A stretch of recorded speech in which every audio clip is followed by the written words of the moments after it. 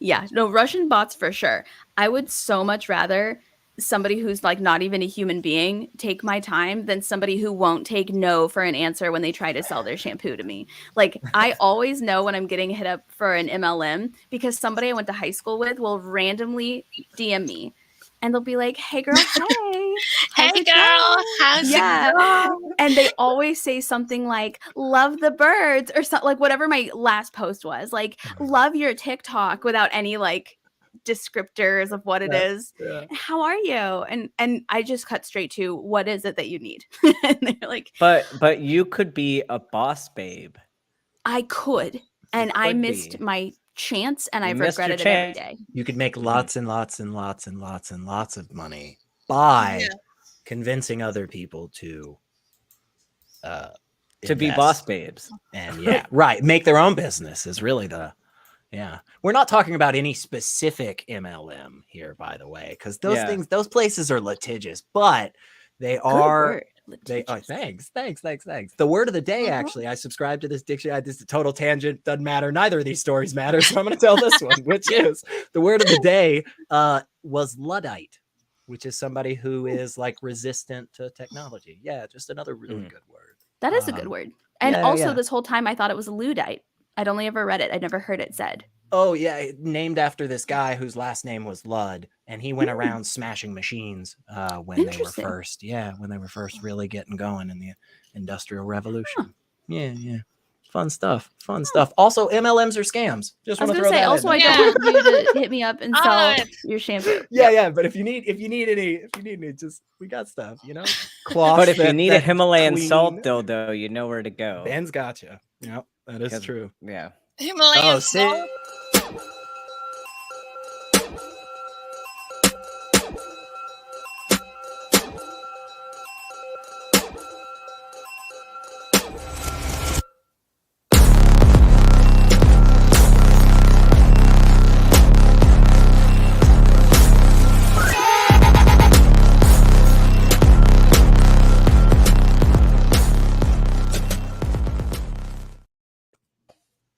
I couldn't miss that opportunity. I'm so sorry. That was just the perfect. Your face right before the intro played was just chef's kiss, awesome. Honestly.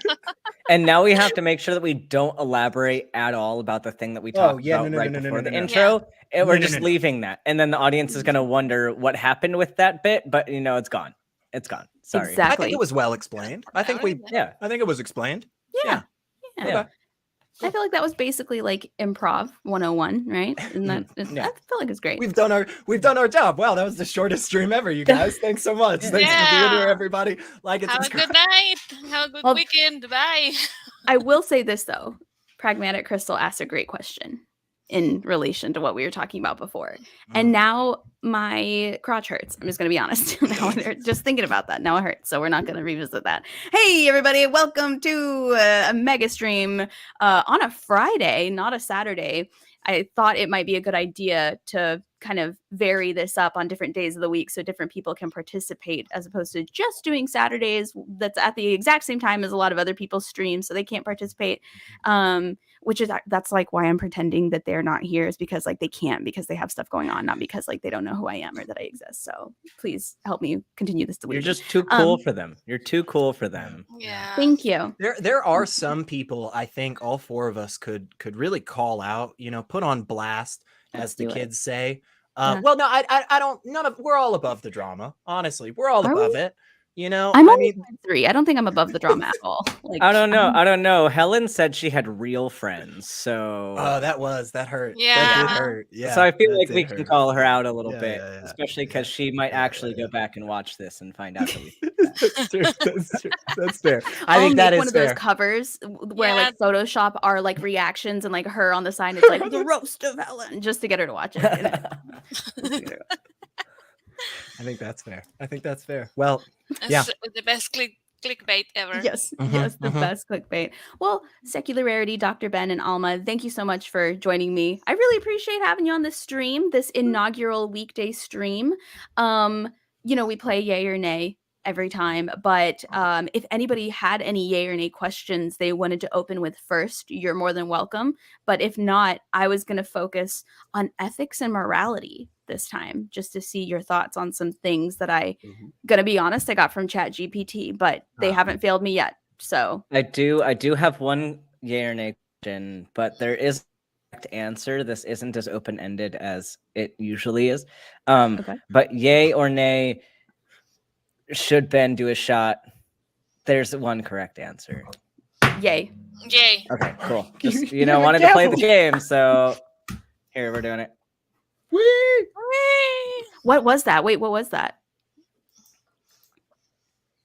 That was a Whoa. lot. That was a lot of crown just then. It looked like. Nice. It's a big Nice. shot. This is more than one. More than one shot. Mm-hmm. Yeah, Mm-hmm. I love whiskey. Don't get me wrong, it's delicious, but I love it. And so now here's the thing: can you take a shot every time we say morals or ethics today? No, No, I would die. Okay. I have a weekend. Like I have an actual weekend, which is unusual. Which is why I'm having fun right now doing the shots. But I can't die of alcohol poisoning this weekend. Okay. Like that's too far. Next weekend maybe. I don't get off next about it. weekend. For So the that? next weekend Okay. that I'm off, maybe. It's Got a it. solid. What about a little bit of liver damage? How are you feeling on that? Well, that's already happening. So Oh, okay. But yeah, but like more than inevitable. was okay. All right. yeah, just no acute toxicity. That's where Okay. we're going with chronic damage, acute toxicity. Okay. Got it. Perfect. I've heard we're all dying, so Yeah, might as well probably. help the Yeah. process. I don't know. Yeah. And does everybody here in this group have both of their kidneys? Do you guys have? Yes, I only have one. Do you guys have two?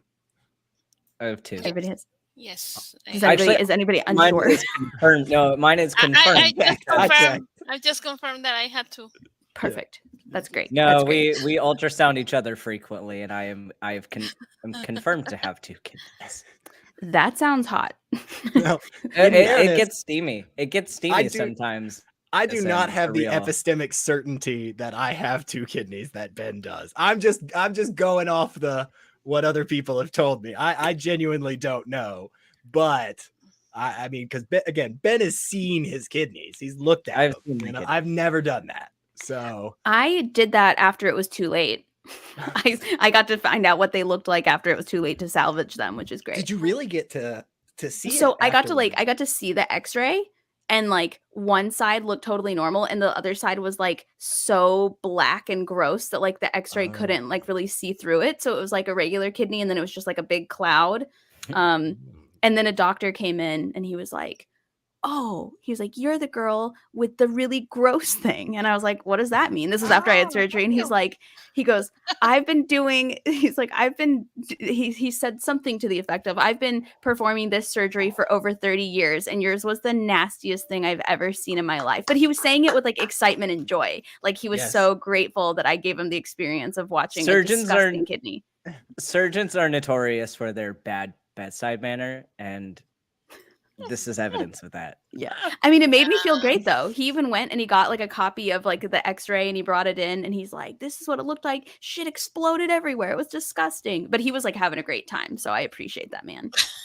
But what was the comment you're gonna bring up about the kidneys? Because I was just gonna make sure everybody's drinking water and taking care of their kidneys. okay, That's all. okay. Oh, Gotcha. okay. I was like, Nice. I don't know if there's a genuinely concerned a about our story health. I love or it. a segment No. of the No. evening No, about that. I love that. I just That's didn't great. know where they were in the human body until it was too late to take care of them. So Oh man. just making sure everybody's drinking But water. I did So- want to bring up something that's steamy though. Yeah. I don't know if anyone's been playing Baldur's Gate, but like I've been playing Baldur's Gate pretty intensely whenever I'm not working. And Bolt, Cat, and I played on multiplayer last night, and we found out you can just like take your clothes off like whenever you want. And so we were doing like the cutscenes just like completely, and it was great. It was hilarious because we're trying to like persuade people and stuff, and you just have like tits out and you're like, cool, yeah, I mean that's gonna work. If you want to persuade somebody, like they're not gonna say no after that. Now, Yeah. can you play the game naked while playing the game naked? You Like, can do that. Yeah. Is that You're like you personally? yeah. Yeah, Like, you can just- sit at Wow, your that's- computer naked if you want That's to. pretty meta. That I is just want to point that allowed. That's Yeah. pretty deep. Yeah. Wow. Mark says he takes care of his kidneys with whiskey. As long as it's not with Red Bull, because that's what killed mine. So there you go. I've Energy drinks. heard that Alcohol whiskey is doesn't an do a whole lot antibacterial. for the kidney, though. Yeah. I don't know. I heard it Yeah. kills bacteria. So Probably. I don't know. Dr. Pretty sure Ben, there's do you some endorse truth this? to Does that. it kill bacteria? yeah. If it does, it's not significant enough for anything to be useful. I don't want to say any terrible things, but I just instantly thought of just a bunch of horrible things that would, Ben would be very upset. He'd be like, Say dude, serious. No, it's just terrible. Say it. Just me I'm gonna claim- say like me- you shouldn't do that as a method of like Mhm. maintaining kidney health. It's like a I regimen. If you want sound medical advice, okay, you want sound understanding of what the medical community knows, Dr. Ben is a great source.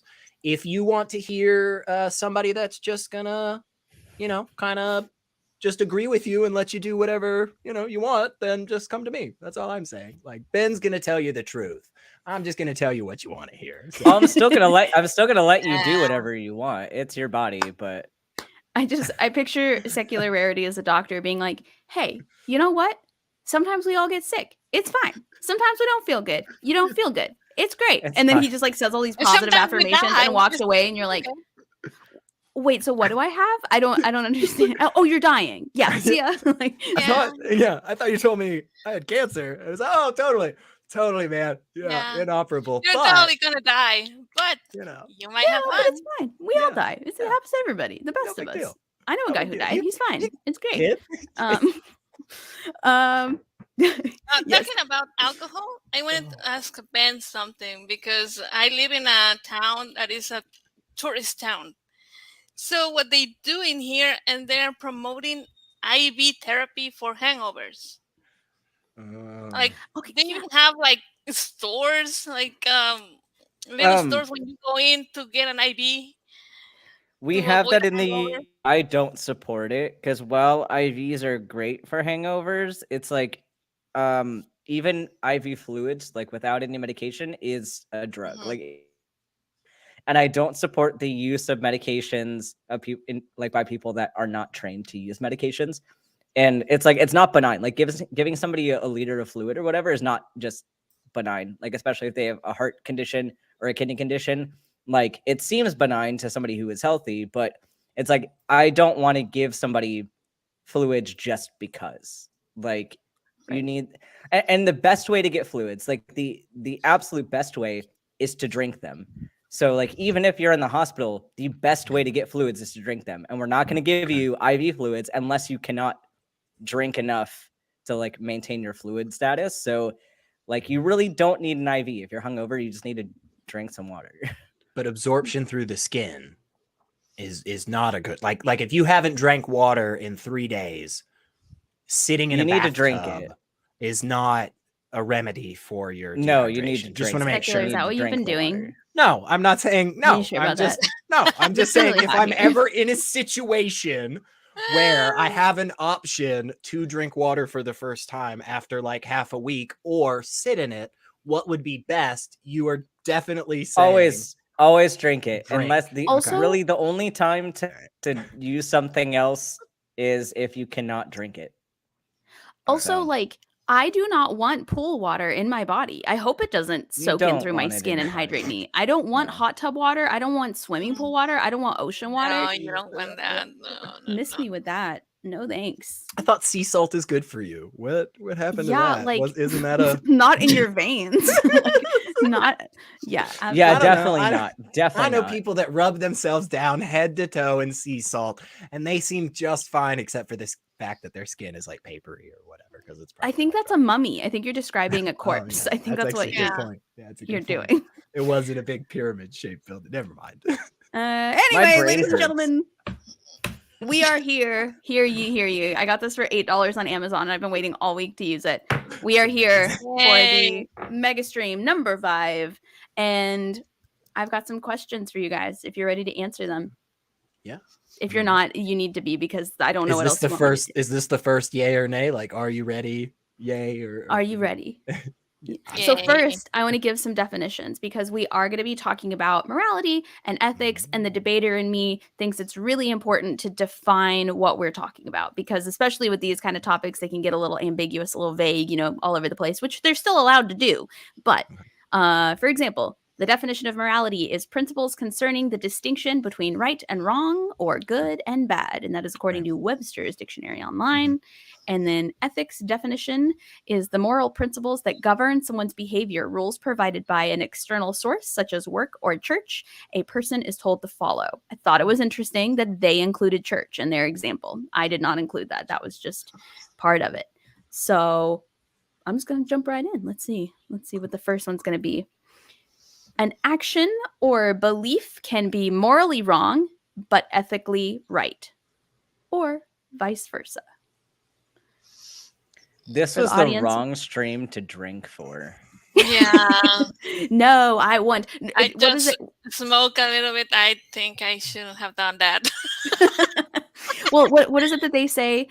Drunk words are sober thoughts, or something like that. Isn't that what they say? Yeah, but the question is, will they be coherent? And that I don't know the answer to. We're not here to be coherent. Yeah, and if anybody has a problem with it, they can leave a comment afterwards. They can complain, and they can complain. Lots of places to unsubscribe. Absolutely. There's probably other English things we don't know anymore. Yeah. An action or belief can be morally wrong but ethically right. I don't think so. I don't think so. Can you bring up the definitions again? Yeah, that we're using. Yep. Okay.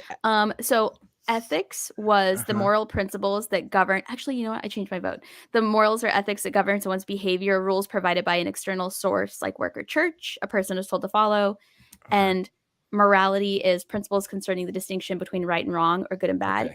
I think personally, something can be morally wrong and ethically correct, but not the opposite. I don't think it can be ethically wrong and morally correct. The reason I say that is because your boss can say, this is the way things work around here and this is how you have to do it, and you know it's morally wrong, but according to the ethics that you were given in that role, you have to do it. So it's like the thing to do. I think this reminds me an example that Matt Delahunty said one time regarding, if I had Anne Frank in my attic and the police comes here and ask me, do you have somebody hiding in there? I'll say no. It might be wrong for him to say that, because the rules that is being given is that he is supposed to tell on everybody, but it's the correct thing to do. You're not going to just snitch on them. Yeah. And I think in that instance, that's morally correct to lie about that. But like technically, if the ethics are the rules given by law, it would be ethically incorrect, but morally correct. So yeah, I agree. That counts. I would say with the, and this is why I wanted the definitions again that we're using, because I think under those definitions, yes, it can be any. It can be morally wrong, ethically correct, morally wrong. Under those definitions, when I use the words morality and ethics, I have a slightly different meaning that I'm often conveying in conversation. It's not very far off, but I would say that in that sense, I'm not as sure that can work. In the definitions that I try to use, I try to stick to really, really strict definitions. And with those, I'm not as sure that it goes back and forth. But with this one, with these, I feel like, it could be wrong and right and wrong, back and forth. Yeah. Interesting. Yeah. I think with these definitions, as they're being used here, I think that these are two completely separate topics, and you can have any combination of the above because they're completely separate. That's why. That's kind of it. It almost seems like in this understanding, outside of what ethics are, but with these definitions outside of ethics is where morality actually sits. And it is defined in that, with those definitions, those understandings, it feels to me as if what those two definitions are saying is ethics is more of a where you happen to be. It's not even it's not exactly pragmatism, right? It's more circumstantial than anything. And that, plus the fact that it seemed to, with the work church, etc., it seemed to almost explicitly say, like, this is kind of an arbitrary set of rules that has been put forth to you in this circumstance. Yeah. And so, like, for instance, ethically speaking, on the soccer field, it's wrong for you to pick the ball up with your hands. That's the rules of soccer. But like, there's nothing in a moral framework there. There's no reason that would be, problematic. Yeah. Now, that, I guess, that being said, if you guys could define it yourself, like, what do you think these definitions are missing? What would you add in your personal perspective? What makes it different than what you would normally say? When I try to use these definitions, I try to A, get pretty specific about it, but then B, try to dumb it down as much as possible. And so the oftentimes the way I like to say it is, morality is, if we're thinking at the end of the day, like a list of right and wrongs, that's morality. That's what we're all talking about. Ethics is kind of how we go about navigating that. The system that we use in those bullet points to achieve the goals of those bullet points. Interesting. Right? And so with that, it's hard. Because honestly, I'm not positive right now is what I'm saying. I'm not sure. I would need to think about it a little bit more, because like Ben had said, those definitions almost seemingly completely broke the two apart. Whereas I see them being a lot more fundamentally locked together in a way that I'm not sure you can actually, because like for it, okay. Well, this is your fault, Sydney. But everybody else is going to be really bored for a minute. But so like, that's fine, because I can get another drink. So not that I'm done with this one yet, but I'm gonna get ready for the next one. Right. Yeah, same. But if morality is the list of bullet points of right and wrong, good and bad, and there is like actually some list of bullet points objectively outside of anybody's just opinion, because if we all agree that, hey, no, it's just whatever our opinions are, then it's like, oh, okay, this question doesn't really matter as much. But if we're saying, yes, there are just some list of bullet points out there outside of everybody's opinion, then there is an argument to be made for doing something in a particular moment that technically violates one of those bullet points, but that's called pragmatism. That's the whole point of that philosophy in morality, right? It's basically saying like, yeah, we know there's a bigger list out there, but we kind of pick the scenario based on the environment around us, these random arbitrary circumstances we find ourselves in. We have to pick something, right?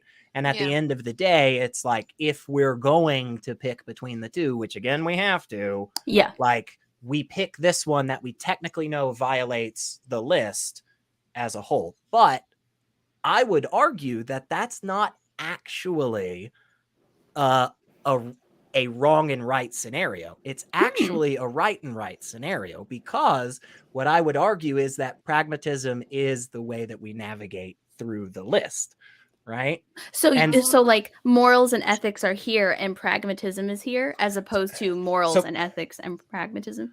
Okay, so morals are the list. The definition of pragmatism, just to make sure. Yeah. So like, it's basically, I mean, again, the way that I understand it is basically like, we understand that there's a list of right and wrongs, but based on circumstances, we know that we're going to violate one of these. And we try to pick the most important one of these lists that we follow all the way through. So like, for instance, autonomy is great. Autonomy is awesome. It's on the list, let's say, but well-being is also on the list. And well-being ultimately encompasses all these other things. And so if we are put in a situation where we have to choose between violating one of those principles, we violate autonomy every time. But again, I would argue that that may not necessarily be a situation where an action is actually morally wrong, because you're still following, like you're still following the actual principles at the end of the day. Like you're still navigating them, you know? So interesting. Yeah. Again, interesting. Yeah. So what's an example of something that is technically ethically wrong, but you think is morally correct? Maybe you've done it. Maybe it's something you've literally done, a decision you've had to make. What's like? Oh, I mean, I can think of scenarios. Speeding on the highway is ethically wrong. Just right. It's arbitrary. Again, I'm going back to these definitions, or do you want me to use my definitions? Whatever you think. Well, with that one, again, speeding, right? Can't go above 40 miles an hour on this road. Of course, there is a pregnant individual in the back of your car, and they are not only bleeding out and potentially dying from giving birth, but you also happen to have both a very sick puppy and another human being that, I don't know, also somehow finds themselves in a life or death situation. So just pile the garbage on right now. You know, we're just playing hypotheticals. So yeah, of course, go faster than 40 miles an hour to save those people's lives. Like 100%. Though I would argue in general, like speeding in and of itself could actually potentially violate well-being, right? Yeah. The reason that we have speeding laws is because you can hurt other people. So yeah, again, it's a very long fucked up conversation that Sydney thought, you know what, the best way to start off this inaugural I am the judge, and I say this is how we do things here. Here. I don't know why I'm like I'll shut up now so the rest of you guys one thing I love about your communication style is you'll drop a bomb. You'll be like, truth bomb, there it is, and then you'll be like, or whatever. Like, or who knows. Well, I feel like I think this is potentially some PTSD from having ridiculous conversations with people online that are like fundamentalist religion, because it's like we all agree about a topic, right? On so many of the basic points, and 2.5 hours in, we're all sitting there, way too many shots in, we've ordered food that we haven't even touched. And at some point in the conversation now, this person just goes, yeah, but is reality even real? And so it's like, I always feel like I have to couch everything in just like this real quick, like, but we could all be in a dream. Like, I guess I grant that. Like we could always, everything could be fake. Like it could be the case. Up could be down, down. Like all those memes that say like, every time I give somebody life advice, I end it with, or, whatever. So they can't say that I'm like the reason that fucked up or something. Yeah. That's also true. Just in case it ruins their lives. Yeah. Okay. Very interesting. Yeah, I'm enjoying this. I don't have a whole lot to say because SR knows like I don't really debate these kind of topics very much, because like I mean this is one where like I'll just take every scenario at like what it is, because I just think everything is inherently gray, and it just depends on what flavor of gray you're going for. And we have different labels for different philosophical schools of thought, and are your various flavor of gray that you prioritize over these other flavors of gray. And I think it's just all a mess, and it depends on the scenario. Anti-moral realist, you guys. Ben doesn't think morality exists, guys. He's one of those kind of non-believers. Get him, Christian. I just think it's so sticky. I don't think you can come up with like one definition of morality that's true across the board. Like No, totally. No, 100%. I didn't even think morals and ethics should be separated until I was asking these questions on like ChatGPT, and then it started bringing up like morality versus ethics, and I was like, what is the difference? Is there a difference? I had no idea there was even a difference. I usually like will talk more about ethics simply because like these are the rules that we've agreed upon. Yeah. And so like, even if we all have different flavors of morality, like at least here's what in general we agree upon as our priority.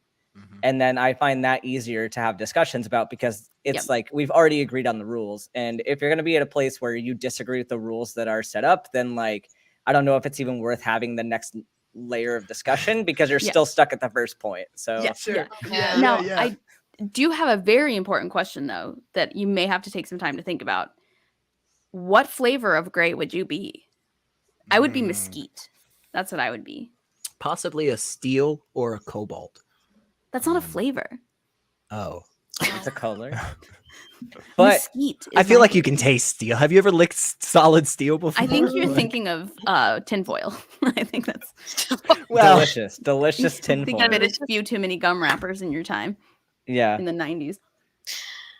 I don't know if there is something that if this has a name or something, but how come people comes out saying like this tastes like a rusty tube, and everybody knows exactly what it tastes like, even though you haven't tasted? Oh yeah, no, I haven't. Never. Not in real life. I've never licked random things before. I don't know. Yeah, no, but you're right though. Like everybody knows like what the flavor of like pennies are. You know, anytime you bite your cheek or whatever, you're like, wow, it tastes like pennies. I don't remember having eaten a penny before, but I imagine that that's exactly what it tastes like. So you know how like parents, any random set of parents that you meet out there, got a little kid with them, like child that's just old enough to really be running around on their own, you know, grabbing stuff. What do they always do with the stuff that they grab?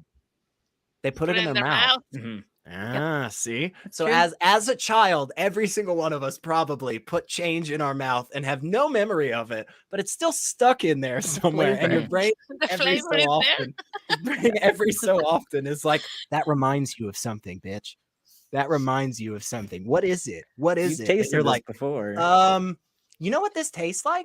Like the carpet? Yeah, this almost tastes like carpet. That's so weird. I don't think I've licked my car. And you like get down on the floor and you sniff it. Oh my gosh, it's exactly the same. Like, have I licked this carpet? Like, I've only lived here for a year. Like, what? Yeah. Yep. 100%. 100%. I think I'm trying to think if my mom ever told me about anything I ate that I shouldn't have. I probably did. I don't remember what it was, but I'm sure that I did. 100%. People in the chat, comment the weirdest thing you ever ate when you were young. And if you ate it when you were old, just claim that you were young so that it doesn't seem weird. Yeah.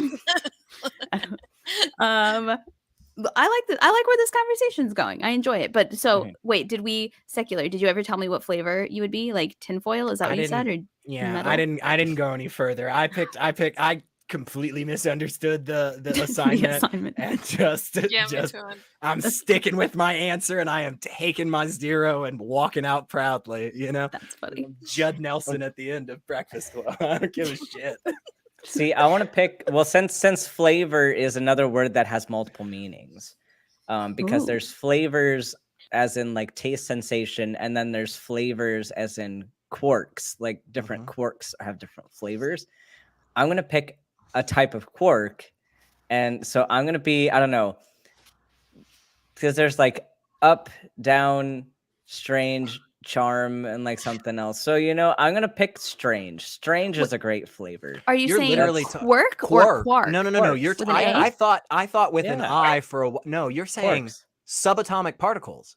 Yeah. They're called flavors. Yeah. They're called flavors. Cheers to that, man. That's a great reference. That is a hardcore, like, my Interesting. God. I'm still trying to get past the fact that I thought Secular Rarity was saying parrots over and over again until he mentioned children.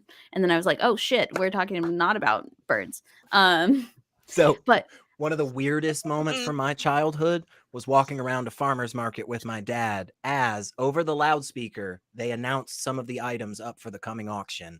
And the second thing that they announced was 2 1-year-old kids, 1 white, 1 black, $150 a piece. Kid is the name for a baby goat. Oh, Yes. I found out that day, got really confused. Also, that's a really good deal on kids. Like either kind. That's like a really good deal. That's a steal, man. That's a steal, literally and probably figuratively as well. But that's wild. So quarks have a flavor. That's what they call. Yeah, that's like that's who the knows that? Like, terminology. what scientist was like, yeah, sounds about right. Supposedly, this is what I both love and hate about science. Supposedly, somehow, we have done some calculation to realize that the center of the universe probably smells like raspberries. And that's awesome. And also like, nuh-uh. Like, fuck you. No way. I'm just glad it doesn't smell like hard-boiled eggs. I'd be really upset. No. I'd be really upset. It's a sweet, pleasant smell, but it's also kind of similar to cyanide. Yeah.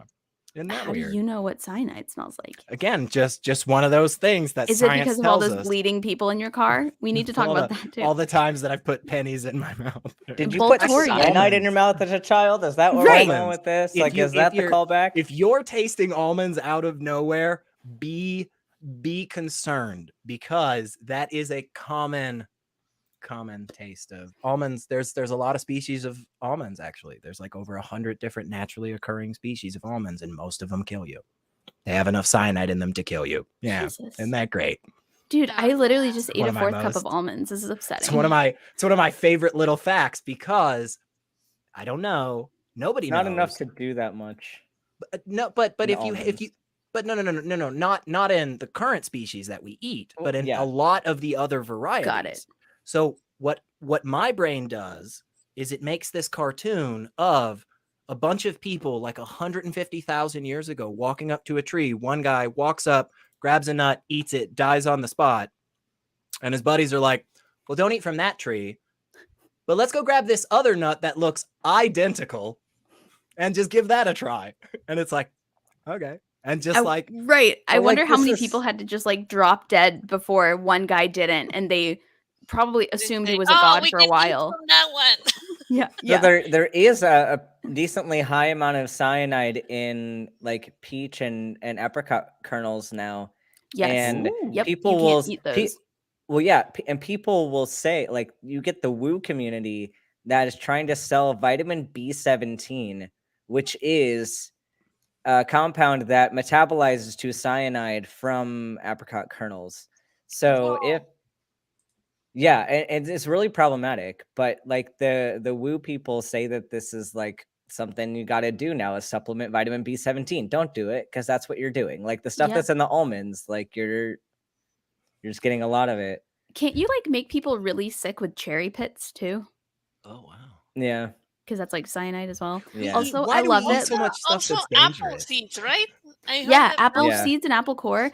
Also, Baltorian says that he knows you guys and not me. Like, we didn't date for like a year and a half and then just break up a week ago. That's really fucked up, Baltorian. Don't be like that. I told you to I sent accounts. Bolt and Cat a link if y'all want to join in.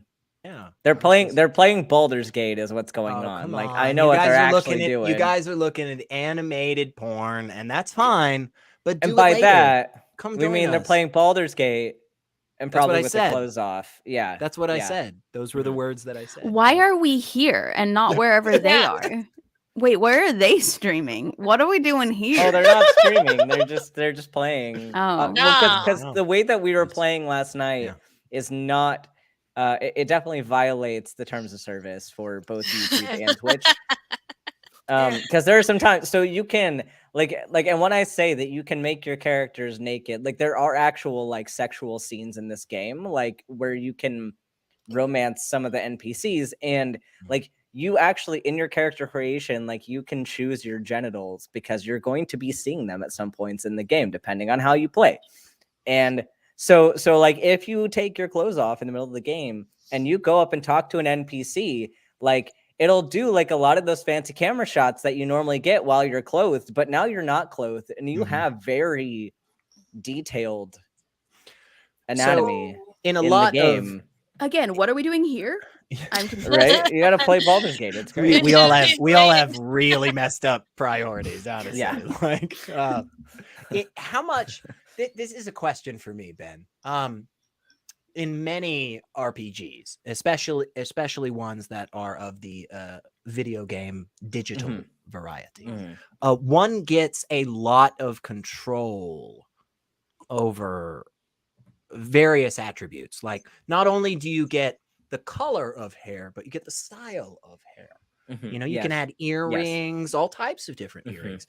What? So when you say choose your genitals, I'm just wondering how much control over how much variety are they allowing in this? Or is it just he like wants variety? to know if he Not can have really, like a gigantic schlong is what he wants to know. There's actually no, they don't lots let of you questions change. that They I don't have, let you you change guys. the length of it or the size, but they have different. But you get like a cosmetic couple. options. You get like a couple of different like vulvas and dicks to go through. You've got like a range of. Dr. Ben's really like, this is the glad. biggest mistake of my life was mentioning this. Yeah, but Well, I was 40 telling minutes into SR this that he needs to stream. play I'm this game. impressed. I was telling SR that he needs to play this game, and maybe now he wants to play this game because he can just walk around naked like he does in real life. So I just feel like I'm not going to get past the character creation. That's the problem. I just feel like I'm going to be bogged down in this moment, which is like, I don't know. You know, I feel like, yeah, okay, that's pretty good, but like this one right maybe like number one here and there. We're gonna walk in and SR is gonna be like sweating and like breathing really hard and like trying to catch his breath, and it's like still the character creation. I feel like it's one of those situations where you're at like the optometrist, you know, like number one, number two. If number two is a giant dick, like I don't know what optometrist you go to. Okay, but I'm just saying, I think you need a new optometrist. But also, or maybe he's great. But also, like, we all decided we're gonna be in a group of drow, and there's a drow naming convention, like from a roleplay group that streams and stuff, and where they just put DR like in front of like just regular names. So they would have Bolt had made a previous character named Drabecca, and and now Bolt is playing as Droxan. And so I made like this really, really attractive drow dude, and I named him Dromio. And Dromio was walking around naked for like a good bit at the beginning, and he is just like totally ripped. And you get like there's the one shot like where he is talking to an NPC, and it's just I don't know why they're doing a shot like right next to his hip, but they had a shot like right next to his hip. And you're like, all right, Dromio, I know why. This is what's going exactly on. Why. It is a standard. This is well known. This is well known throughout the creative industry. Ben. Ben. Well, okay, no, I know why they're doing that. I know why they do that. Yeah, there's no look. Let me explain to you. There's a massive difference between setting up a video camera and telling human beings with real tangible objects around them to like do something. Because every so often, like the wind blows and like the papers move, you know, or like this wall wasn't constructed very well by the crew, you know, and so shit happens, right? When I'm aware, but you are purposefully choosing to make. I'm just kidding. I'm just kidding. See, I only said that I don't know what they're doing, so it doesn't sound like I'm interested in what. The moment you watch, this is gonna. So I'm so sorry, Sydney. This is go for it. I'm learning so much right now. Please. The moment you watch an entire start to finish series, like one of the staples. You know, there's a good handful of them out there, a few dozen, but one of the staples of the standards of anime. The moment you watch start to finish of that show, by the time, I mean, not even by the time you finish, like the first episode, you're just like, oh, I know why hentai exists.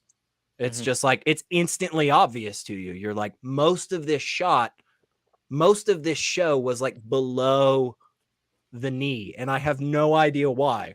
I have no idea why they chose to show all of these characters continuously like below their waistline. It doesn't make sense unless there's a lot of porn out there. And funny enough, There's a lot. Yeah. There's a lot. Funny enough. Okay, but I thought of this earlier. I did not think this would come up in this discussion, but it kind of has.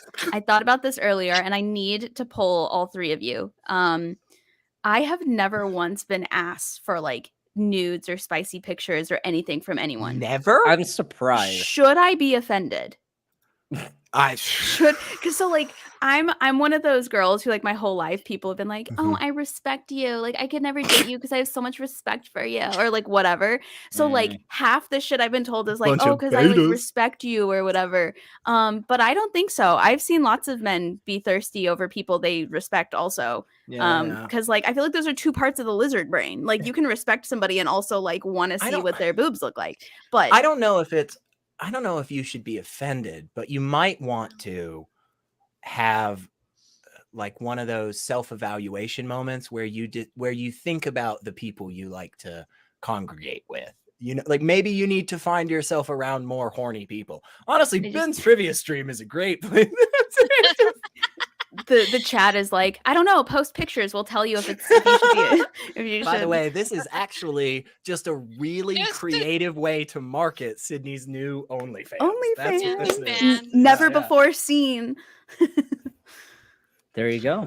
There you go. I just wasn't sure. I don't know that I believe people when they're like, I respect you too much, because I don't believe that. Like people respect Emma Watson all day long, but they also want to see what she looks like naked, you know? Yeah, sure. Like they think she's a great actress, and they're also like, I would check that out, you know? Yeah. I don't know. I feel like respect and maybe horniness is there where all the people you have blocked before they could ask? Oh, good question. Good question. Yeah. Just go on my block list, and I'm like, hey, you're creepy. Like, why didn't you ever ask me for nudes? Yeah. That you know, person who you've never spoken to, by the way, or even knew they existed until the moment that they decided to privately message you to show you their genitals. I've gotten those. I have gotten those. So those people might have reached out to you since then and asked you for sexy pics. So like, there you go. That's true. It counts. No, you know what? Counts. You're right. Those people were probably like one step away from being like, and you. Oh yeah.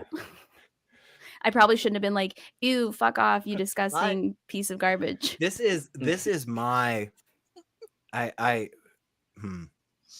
there's some things I was going to say. I'm gonna stop that, and I'm just gonna say I want to know anybody who has been successful with no communication, no meeting, okay, no kind of like connection in any way, like on a dating app or anything, right? Like just randomly looking at somebody online and going, dick pic.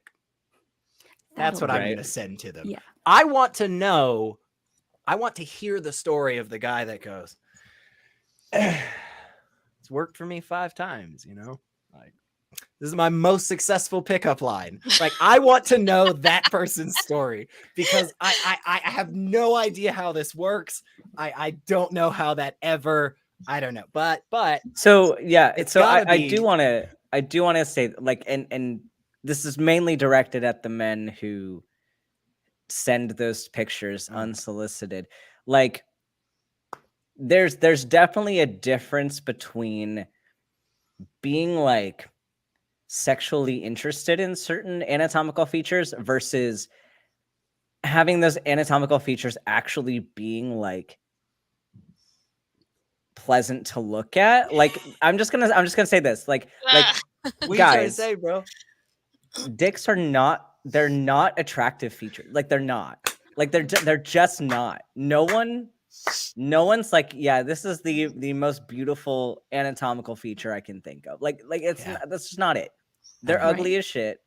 Like, whether somebody wants to engage in activities with that feature is separate from how it looks, right? Like you block that part out. And like I'm just saying, like people who think that is actually something that people like just, there's got to be like, at least one person out there, you know, because there's a market for everybody. Sure. But yeah, I mean, but they're not attractive. So right, they're not attractive. For sure. They're literally not. Yeah. No, you're right. It really is a bummer. It's almost like just thinking about this from like a cartoony creationist-y lens, it's almost like right at the end of the assembly line, it was like, I don't know what to do here, but there we go. That'll work. That'll fix it. Just like literally a last addition to like the whole rest of everything. It's like, all right, gonna put a lot of time focusing here. Yep. The throat, complex as fuck. All the shit I'm gonna do with that. The spinal cord. Oh my gosh. Like, yeah. Was there something we missed, Peter? Was there something we missed? Of course you'd ask Peter. Here you go. And I kind of put him right there. That seems right. And it's like, I don't know, God, that doesn't. Yeah, it seems like a lot of problems there, man. That's a really short leg. Fuck it. He's just got enough clay. Humans were supposed to have 3 legs, but he only had enough clay to be like, oh. Oh, there you go. A shame. There you go. Yeah. And you know what? There are a lot of physical features on human beings that don't look good. So like we're not trying to crap all over. For example, my eyebrows are fake. When I take them off, I look like a deceased Victorian child who never got sleep in her 12 years of life. Not a good look. But I would also not send somebody a picture of my face without my eyebrows on with no warning. I wouldn't do that. I would be like, that's not a good look. That's going to scare them. It's going to be a jump scare. And that's what it is. It's a jump scare. When you get a random like picture, now Facebook will blur it out. They'll be like, there's a picture and you're not connected to this person. Do you still want to see it? And Instagram will do it too. But I have the wherewithal to know that it's gonna scare people to see, even though every man on this planet is like, I like women with less makeup. They don't understand what that means when it comes to they don't understand what they're asking for, Yeah, exactly. So like if you have seen the Teletubbies, like that's what we're working with. Like that's what any of them, Tinky Winky, Dipsy, Lolly, it doesn't matter. That's what we're working with. So I just want to say how impressive it is that you just listed all of those names off the top of your head like that. Like beautiful. Tinky Winky, Dipsy, La Po, motherfuckers. I was so into Teletubbies when I was like 3 years old. It's great. Oh, wait, how old are you, Dr. Ben? 29. I don't know. I was okay. I didn't know I was older than you. I was gonna say because I was like 6 when I watched it, but that makes sense. Yeah, it's if you subscribe to my Patreon, I will send you like at the high tier, I will send you a picture of my face without eyebrows. The human face, just anybody's face, okay? We don't recognize how valuable eyebrows are, honestly.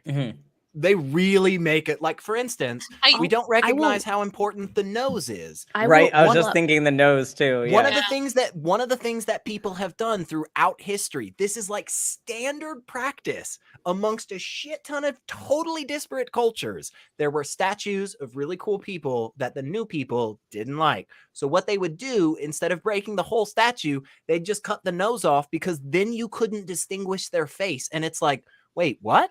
Like literally every feature is exactly the same. Take away somebody's nose, you have no idea who they are. That's ridiculous, That's what masks did. I feel like I could it's wild how you can tell who people are just from right here. But yeah, when you have like sunglasses and a mask, it's like I don't know. No idea who you are. No idea. Absolutely anybody. I'm trying to find a picture that is proof of how important eyebrows are. I've got it on my phone. I just need to find it. With the mask thing, like it was very interesting how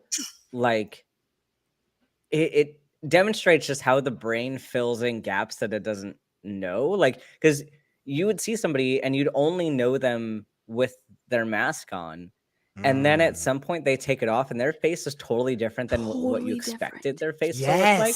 Yes. It's a perfect example of why the brain, how the brain just is totally awesome, but also totally fucked because you're just making stuff up.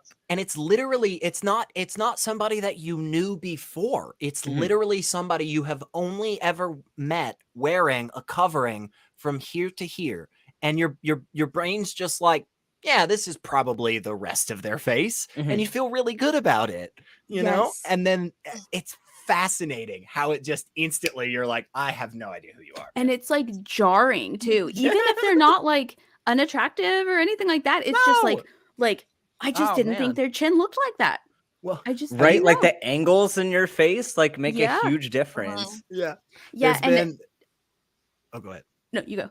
Well, I was gonna say there's been so many different content creators out there, you know, just like the YouTube, online, Twitch kind of space, you know. There's been so many content creators who have spoken into a microphone, you know, behind a digital avatar for like years, building up a massive following, and then they finally reveal their face, and like there's so many different, you know, feelings and comments, and it's so weird. I mean, I remember as a child, like, so when I was young, the Harry Potter series was like first coming out, and my family read it together. We read every book together. We even waited in some almost lines waving your hand. Yes. But when I watched the movies, the vast majority of the characters, of course, didn't look anything like what I was predicting, you know? And it's just, it's so weird how that completely can taint your view of stuff. Like I honestly stopped liking them after, which one is the, it doesn't matter. I don't know how many fans there are. My favorite character in that whole series is Tonks. She's the coolest motherfucking badass in that whole series. And they made her a piece of shit in the movie, in my opinion.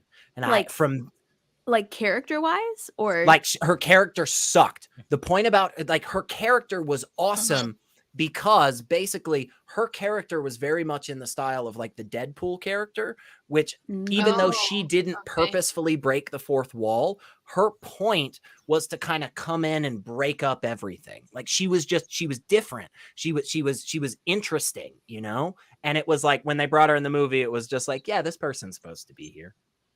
And it was like, oh, it was unfortunate.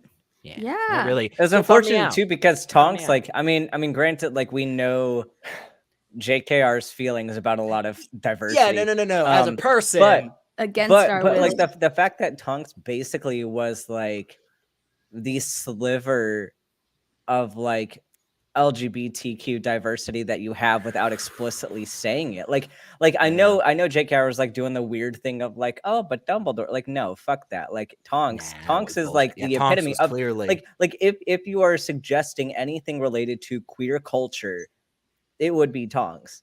Yeah. And of course they have to ruin it. I mean, JKR ruined like the whole series by being a bigot, and also though, especially, and again, this is just me getting really nerdy with this, but her character arc in terms of the intertwining with Lupin and how important that was for the end of the series, and like the history of the main character with Harry Potter's fucking parents and shit. Like, how do you just shaft this character and make them essentially nothing? She was a I'm going to yell about stuff. And the next thing I'm going to do is I'm going to go down a rant about the blacklist. And I don't want to do that, you guys, but I feel like I could do an academic level course on why the blacklist is one of the worst fucking shows to ever be put on television. I'm also personally biased. I'm also personally biased. Oh, what's that? It's terrible. It's a great show for the first season. The second season also has value, but definitely by the time you get to the third season, it's really crap. But I continued to watch it for like 3 more fucking years, wasted my life only for them to literally laugh at me as a viewer. It was disrespectful. That's my problem. It was disrespectful. What they did was disrespectful. It was like, oh, you spent 6 years of your life and we're just going to like flippantly move on. It's just, it doesn't matter. Yeah. It doesn't matter. I'm sorry. They get on a live stream and they're like, this is specifically for SR. Fuck you. I hope somehow, like there's been a few times where I have actually expressed that feeling, that deep fire in me for hatred for the blacklist, like online on a video somewhere. But I have said it many times in my personal life, just randomly, like places and times that did not make sense. Somebody said something and I was like, oh, that happened in the 3rd season of the Blacklist. By the way, I hate that fucking show. By the way, let me tell you why.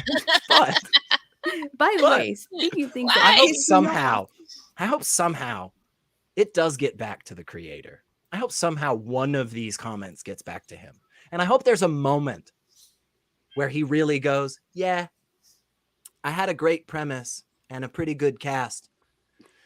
They really should have done a lot more with the storyline, but ultimately I decided it was better to just jizz all over my bank account than it was to make a good story. And that's what they did, is they just decided to extend it, and yeah, it sucks. Anyway, I'm gonna shut up because Anyway, do we have topics we're actually supposed to discuss and we just like derailed for like a half hour? One quick thing, because I said I would. So there's a story before I show you this picture. I didn't long story. I won't do the long one, but I didn't get my driver's license until I was 29 years old. I'd been living in Chicago for like 15 years at that point, didn't need it. And then the next thing you know, there's a pandemic and you are back in Arkansas with your parents and they won't let you hang out at the house if you don't have a driver's license. So that's what happened. So I got my permit at like 28. I got my license at 29. I go to the DMV to get my license photo taken. And the last time I had been there, I was 18 and in high school, and I'd got my state ID. And so they take my picture and they're like, the lady like shakes her head and she's like, so sorry, let me try that again. And she takes my picture again and she's looking at the screen and like looking at me and looking at the screen. And she's like, I'm so sorry. And she clears out. She goes, let me try this again. She tries it again. And she's like, this just isn't working. And I was like, oh, is it not taking my picture? And she goes, no, it is, but it keeps pulling you up as somebody else. It keeps pulling up like a different person. And I was like, oh, no, that's me. And she's like, no, honey, this is a different person. And I was like, and she has like a Dora the Explorer haircut and no eyebrows. Oh. And the lady goes, yes. And I was like, that's me. I was like, that's me. And I was like, and she looks like she was crying before she got her picture taken. And she was like, yeah. I was like, yeah, that's me. And so this is why eyebrows are important. This is the picture that I had on my 18-year-old ID right there. That is a different person. Yeah. So I was obsessed with people thinking I was a brunette. So I used like Brilliant Brunette, but it like turned my hair purple instead. I'm trying to get those like at a good angle. Yeah. And then I also just like the only haircuts I knew were like long or short, like blunt, short or long. I didn't know anything about like layers or anything like that. So draw on your eyebrows, people. It makes a big difference in your face. That's all I'm saying. And back to the topics. What are you talking about, morals or something? Yeah, I think so. We went from morals to eyebrows. This is why the religious people say that we atheists don't have morals, is because we sit here, we have one question about ethical whatever, and then it's like 30 minutes about Okay, so here's my yay or nay question. Here's my yay or nay question. Are eyebrows moral? Yay or nay? Yay. In fact, I would say by not having them, you are being they moral or are they ethical? You are evil. Both. I was gonna say moral, but maybe not ethical. It is your moral and ethical duty to put your eyebrows on before people in public have to see you. That's what I like. That's what I say. I only lost my eyebrows once, but I was trying to turn on the furnace. That's why. Really? It like singed off your eyebrows? Yeah. That's wild. Also, shower more than like once a week if you're in high school, because then you look like sweaty and greasy for like every picture that you're in. So shower more than once a week, no matter what age you are. Actually, just bathe yourself, people. I don't know why that's a thing. But particularly if you look like a grease ball, particularly. Well, once you get enough natural grease, you just slick it back. Just slick it back. Yeah, when you start like making. Super cool. All right. Morality. Morality is learned externally from one's environment. Yay or nay? And you can also vote in between as well. I say a little bit of it both. I say you can learn morals from your external, like from parents or whatever, whoever's raising you. Okay. But I feel like some morals are inherent and other morals are environmental. Like, for example, if I were born in the Middle East, I'm sure there's a handful of morals that would be different for me there than here. But there's also a handful that would be the same, if that makes sense. Yeah.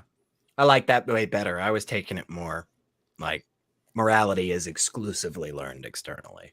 I like your way better. I think that's what they were going for, but I don't think that's the case. Yeah, I like your way better, and I'm going to change my vote to yay. I would agree with that as well. Yay. Alma? Yeah, me too. Yeah, I will agree with that one. Yeah.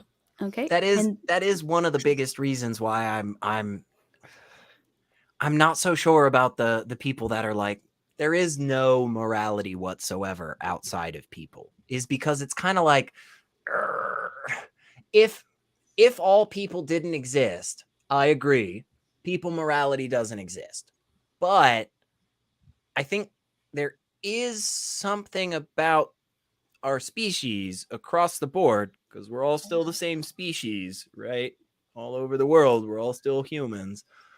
I think there is something inherent to us that's like, this is how humans act, right? Kind of like when we look at a squirrel and we're like, this is what a squirrel does. This is what a zebra does. These are the differences and similar. Like, there is some set of characteristics, I think, that might exist out there that just is like, all right, if you're born in this species, this is generally the things that you do. But I don't know for sure. So it's like, yeah, whatever. Or, we could all be in a dream. So Now, I do think that it is in part what you were saying, that in part is learned in our household and wherever we're raised in.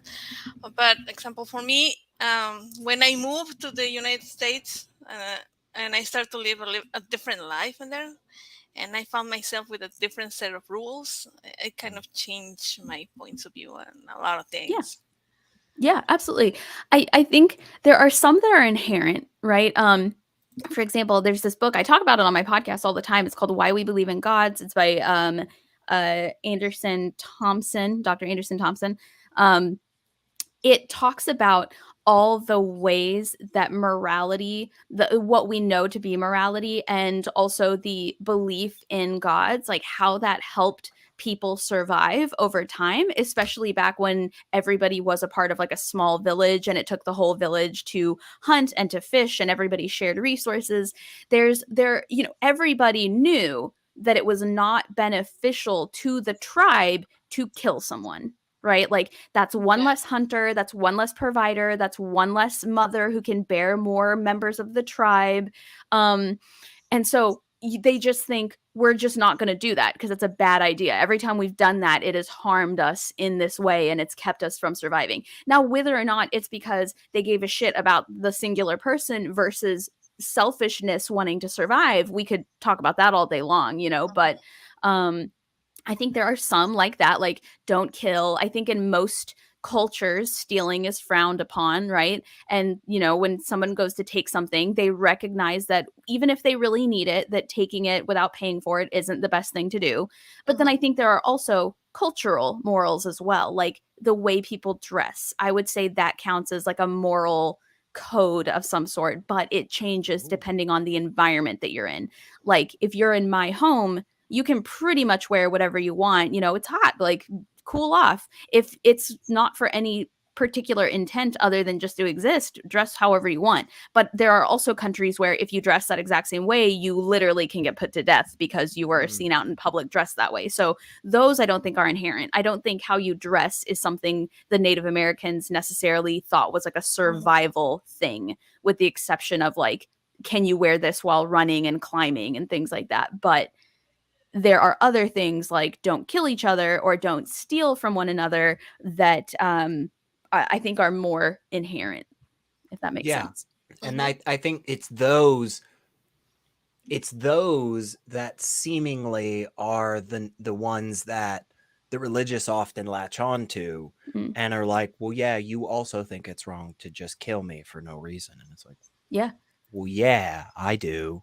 And they're like, cool. So like, that's because God wrote it on your heart. And I'm like, no, see, I don't think so. See, I think a long time ago, a bunch of people were like having conversations and they were like, hey, man, I want to go just randomly kick this camel in the face. And other people were like, yeah, I don't think that's a good thing, man. Like, don't do that. And they were like, that was a test. I was just seeing if you also felt the same way. And then realized that just everybody kind of had those thoughts in them where it was just like, no, you shouldn't murder my child, man. That's gross and wrong. And then the other guy was like, yeah, I also feel the same way. I'm going to pretend that somebody else told me to do it instead of just me waking up and feeling this way, Like, yeah. But also in a similar vein, if you take 2 7th graders from the same school, from the same town, and you ask them, is homosexuality immoral? One might say, yeah, definitely. And the other might say, no, not at all. Love who you love. Those aren't examples of inherent morals. Those are examples of like morals learned, but inherent morals might be, it's bad to be mean to animals. You know, it's bad to kick that camel. Well, why? I'm going to try it anyway just to see what happens. And then he gets his face kicked by the camel and everybody else is like, yeah, I had a bad feeling about that. Like, I don't know why, but now that I've seen it, I have a bad feeling about that. So, also it's weird how the religious people are the ones saying like, oh, no, morality is this, what my book says. But then they use the same book to do the opposite. Yes. It's wild how many different versions of thoughts and ideas and morality can come from the exact same verse. You talk to Calvinists and they're like, it is what it is. If he said that, that's what he said. Then you talk to Baptists and they're like, no, it was a different time. This is just a metaphor. He would have never actually thought that about women and babies. What he actually, you know what I mean? And so, interesting. It's just weird how the verses don't mean what they say when it's not convenient. Right. But then when they do actually say certain things, they mean something completely different. And it's just so confusing. It's like, I don't know, man. This verse in the Quran does not say you can beat your wife. It doesn't say think about beating your wife. It says after these other things, beat your wife. It just straight up. It's not a suggestion, but you know, it's actually it's a metaphor for the forceful acute feeling that striking somebody gives one emotionally. And that's what you're supposed to do, is you're supposed to communicate in a discourse. And fuck that. It says Discord. It says beat them. Come on. Beat them. And sometimes they use the old excuse, oh no, that's a translation error. Sure. I don't know. The word is strike. The Arabic word is strike. So or you know, when the Bible says if your daughter is not a virgin on her wedding day, take her out into the middle of the town and stone her to death, starting with her father. You know, they're like, no, that's a metaphor. But when the Bible says like, oh, he shall not lay with this man who, like, all this ambiguous language, like, yeah, for sure, it's about gays and gays are going to hell. And it's only a metaphor if it's something they don't want to care about, but it's not a metaphor if they do want to care about it. So it's anything that they want, they can say it's a metaphor, it isn't. What good metaphor comes out of the metaphor of, like, let me just give you an analogy here, folks. Let me just, instead of telling you the thing I want to tell you, let me put up this other example here and get your thoughts on it, which is stoning your daughter to death for having premarital sex. Why could you not come up with anything better? You know how it is. Or you know what I mean. Doing the same if your kid talks back or disregards your command. Well, you know, it was just a different time, and that's it. And God God isn't powerful enough to set the rules for the culture. He has to go along with whatever the human culture is doing. And he just, like, you know, didn't want to mess with that and didn't feel like he was going to reach the people if he didn't go along with slavery.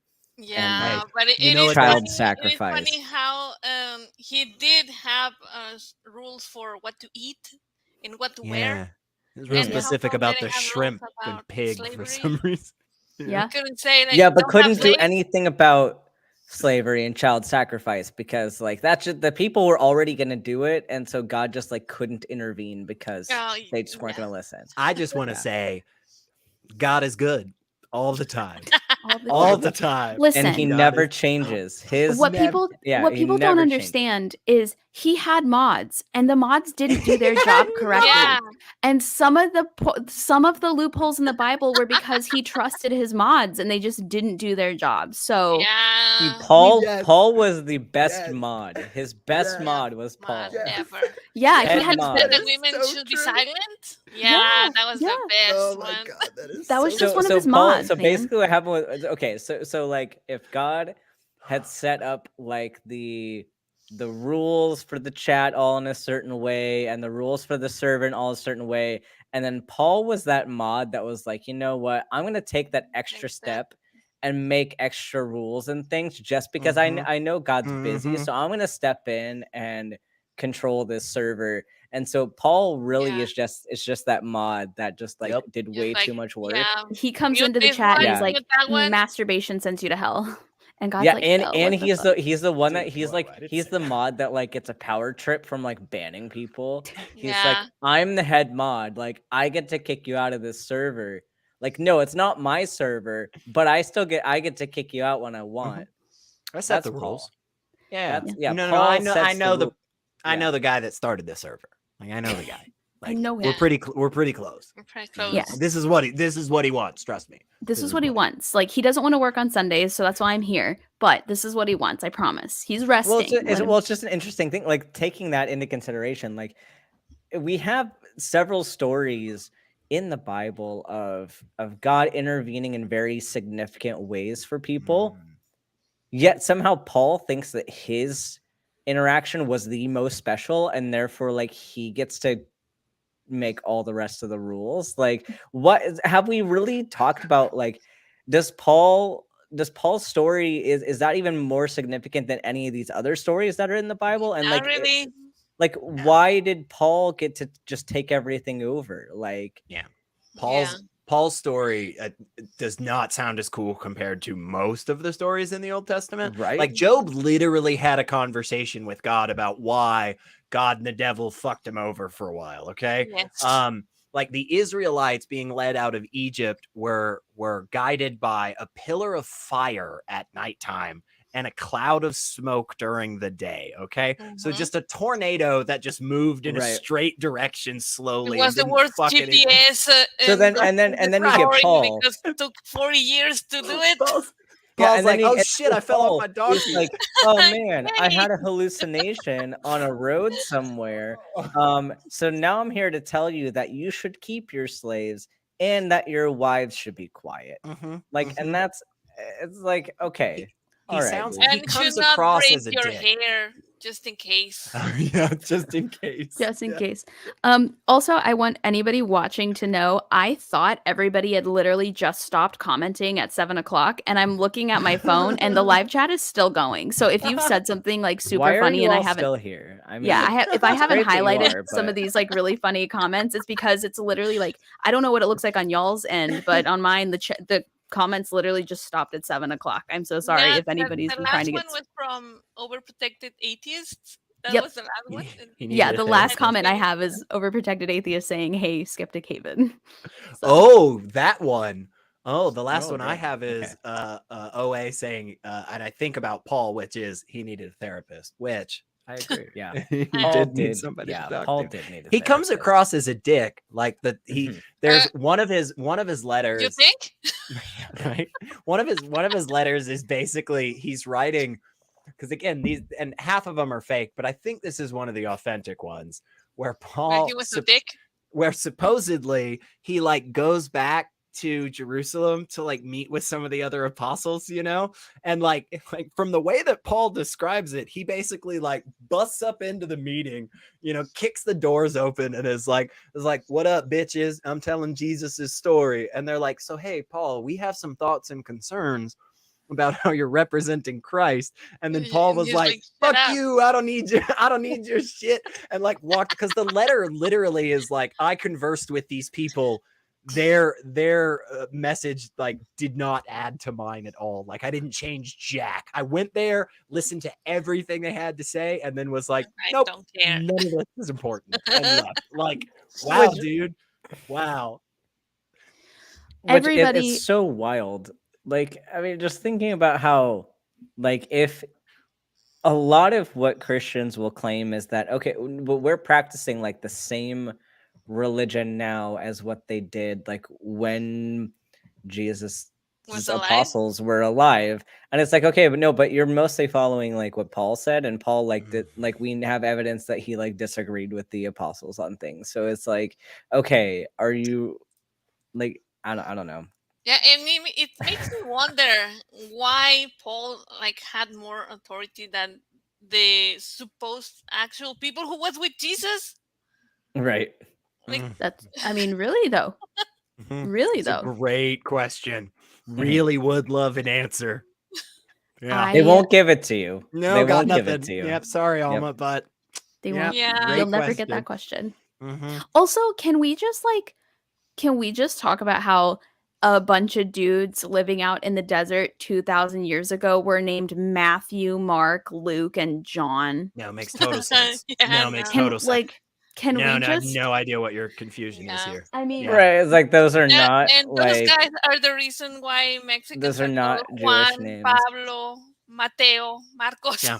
yeah, yeah. I have known many very devout Jews from the Middle East. Okay, every single one of them is named Mark.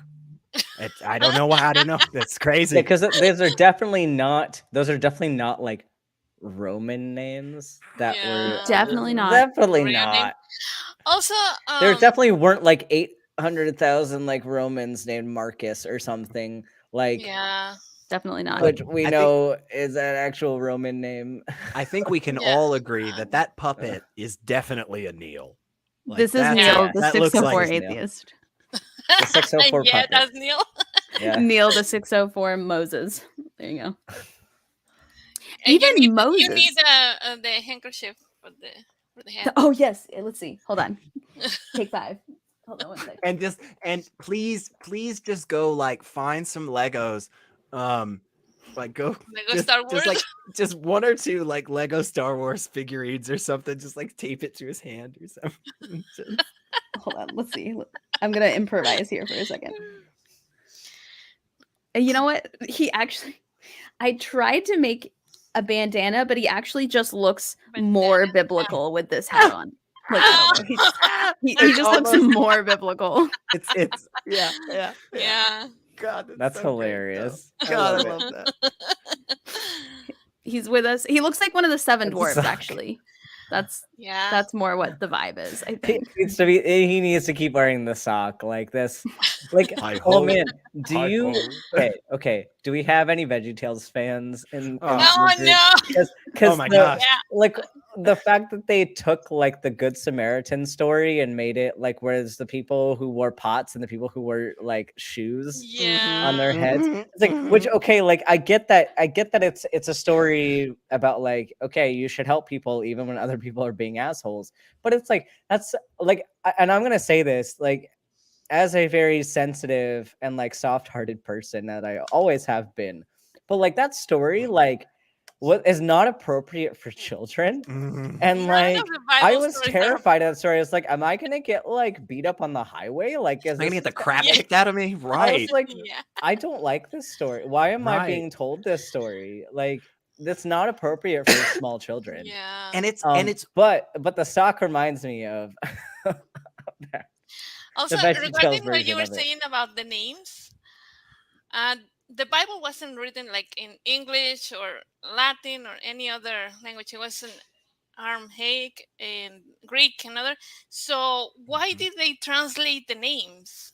It's so weird because like my name is Alma, but in English will be Soul, and nobody will in the people who speak English, nobody will call me Soul. It's weird. Right. You know? Oh wait, so like names have different language translations? Yeah, mine does. Yeah. So my name Elliot actually does have a Hebrew translation because El is often for God, right? God. So mine in Hebrew actually translates to like close with God. Fun. Yeah, and I guess like so of course I chose Benjamin has some Well, yeah, but my name isn't Benjamin. Right. No, like, I know, but I was just using. But like I chose my name, so it's like I'm not gonna say my former name, but my parents actually like were not happy with my name choice because of the fact that like my mom knows biblical Hebrew, and Ben in Hebrew means son, which like totally terrible for going that direction and like telling me I can't have the name because of that reason. But like even so, it doesn't even match up because like the full name is Torben, which is Danish for Thor's bear. Like Ben in Danish means bear. Like I literally picked it to mean bear. Like, so call me your shit. Like, although that is interesting that it just happened to also mean son. Which like, yeah, it's like if you want to say that you're a transphobe, like just, I mean, this is gonna be very explicit, but yeah. And but also I wanted it to mean bear, so calm down. I mean, that is pretty cool. Not gonna lie. I was named after Meg Ryan's character in DOA. Oh. So that's it. But there's no, although I looked at my name once and apparently it means wide wheat field, which I'm like, wide? Really? But like, see, that's cool. Like, that's interesting that it has, but yeah, almost got a good point. Like, why will translate the names? Here's the fun thing though. Here's the reason is because they're all anonymous. They're all anonymous. Except for the ones that are from Paul. Weren't real and they didn't exist. Well, yeah, but it is interesting that if you're trying to write like stories that are supposed to be about a certain, like from a certain cultural lens, like the fact that you picked very Roman names, like is very interesting to me. Like that's the direction that you went with it instead of picking Hebrew names to be anonymous. Exactly. Like it's odd. It's very odd. That is odd. Like, why pick Roman specific names? But I think they only did it on the translation because, you know, the original language, I think, was never Jesus. I think I'm not it was sure. a different name in there. I'm not sure on the Septuagint. I'm not sure if there's any names attributed at that point or not. That would be really interesting. Yeah. But so much from the Greek culture was just copied and made, you know, Latin, right? But yeah, it is. That would be really interesting to look up, is when exactly did they start attributing names to them? Because I mean, it makes sense that they attribute the names that they attribute. But again, it just literally, not even in Luke Acts, you guys, the one that literally starts off with, "Hey, other random person, you paid me money to write this shit down for you as best as I can. So I'm doing that. Here it comes. It's almost here. Not yet. But by the way, I did a really good job." And then at no point is it just like, also, just in case you forgot who the fuck this was, because the last time we talked was like 2.5 years ago, you know, and you're some emperor of some massive, you know, area of land. Like, nope, none of that shit. Nope. At no point is it just like, by the way, my name's Luke. Nope. But it does remind the person who apparently patroned this person to write this again. It's very weird. It doesn't make sense. Yeah. It doesn't make sense. Also, can we talk about how VeggieTales condensed the entire story of Esther into like a chocolate factory, into chocolate bunnies? That's what I think about, though. That's all I think about, and that's the song. Oh, I need the bunny. Which, oh man, I got a story about that. So like, again, being a child and not understanding, you know, the fact that VeggieTales is like super metaphorical. Christian. Like I knew it was a fake thing, but it's like the fact was like that the video was, of course, meaning to say like you shouldn't be worshiping idols and stuff, and like that was the point. But like they mentioned over and over in the movie that like singing the bunny song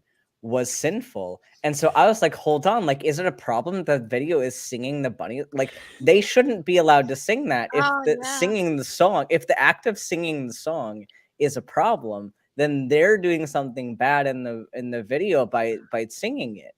And like I didn't understand that it was like a placeholder for other things, but it was just like, I don't know, And little skeptical children like starting to yes. learn things that's not consistent. And there is something about cartoons also that I used to watch. In Mexico there was not VeggieTales that much. We had another show. It was called Cantinflas show, but he also will show parts of the Bible, but he will show it as like a funny adventure, like example, the Samson story regarding how he lost his hair and his strength and whatever. But because of that, I decided to go to the library and try to read the whole story for myself.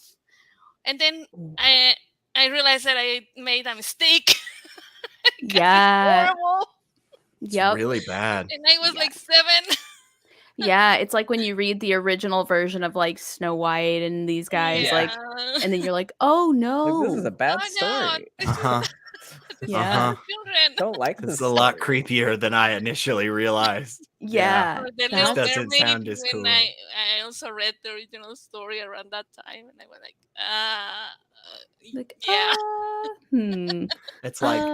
It's like as a child, like watching some like of the animated Batman series, the cartoon, and being like, oh man, this is great. Like, oh, this is a comic that's been around for a while. Let me go check it out. And then you pull up some of the Batman comics from like the 60s and 70s, and it's just like all blood and gore. And you're just like, holy, oh my God, why is Batman literally ripping out this person's spine right now? Oh, this is intense.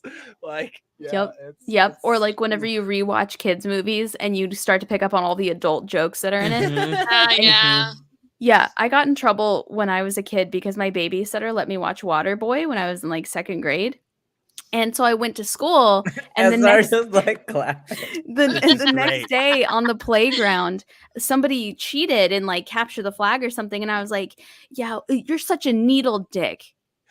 And I started going like, needle dick, like just chanting at him because I'd seen it in the movie. I thought that was something football players said to each other. And I got in trouble. Yeah. And I got in trouble. I can't imagine why you would get in trouble for saying something like that to another human. I was literally I thought that's what you say like out on the football field when you're mad at somebody. I just thought that's what you said. This makes sense to me. I mean, I called somebody needle dick earlier today. Like, well, now I laugh because I'm like, I've literally never heard it outside of that movie before. Like, I've never heard it outside of Waterboy.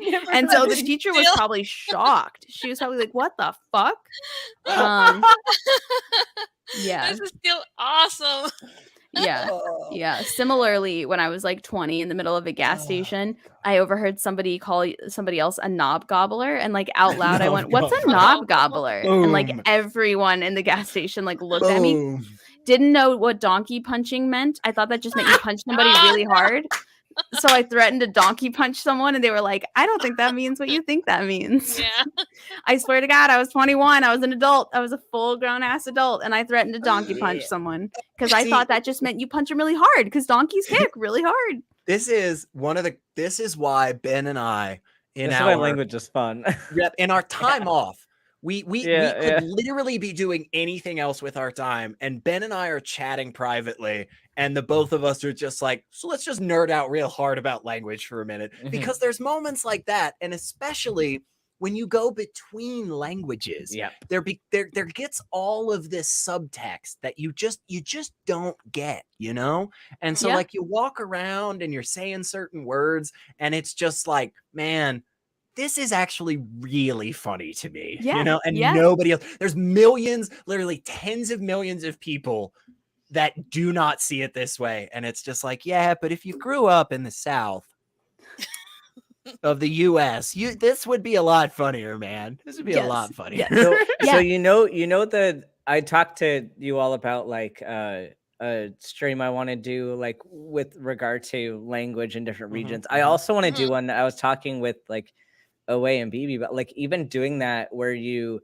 hear a sound bite and you see a bit of text and you have to locate like where on the map that language goes. I think it would also be very interesting to do that with US English dialects. Like, can you place Like, and specifically the difficulty with that will be trying to find sound bites of things that are very like regionally distinct, because if you have things that overlap too much, it'll get messy. But I think it'd be interesting to see if we can guess like where in the US different dialects would be placed just based on how similar they are to other ones. Like, I'm curious. And also with other languages too, because I think the first one I want to do, I definitely want to get SR, Alma, and Baf to do one just with the Romance languages and primarily Spanish. Like, if you can place different dialects of Spanish on a map. Yeah. So once you learn Spanish in one place, don't move. Yeah, because it's totally different. And that's see another if you all can fascinating guess. thing. But the interesting thing will be like, because in the way that I have it set up, like I have to, like, everybody based on where they are have a different concept of what the default dialect is. So like if you speak English, like what is default English? Like there's and a lot of it happens too with regard to just like what is the most mutually intelligible dialects. Like there's certain regions of the US that I know from a voice acting perspective, and Sydney might know this as well. Like there's certain regions of the US that might be considered neutral accents.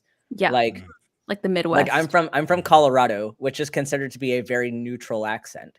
But there are other places that aren't. And so I'm curious too, to kind of hear, like for things like Spanish, like what, and it probably depends on where you grew up, but like what would be considered like a neutral Spanish accent or like a neutral Italian accent.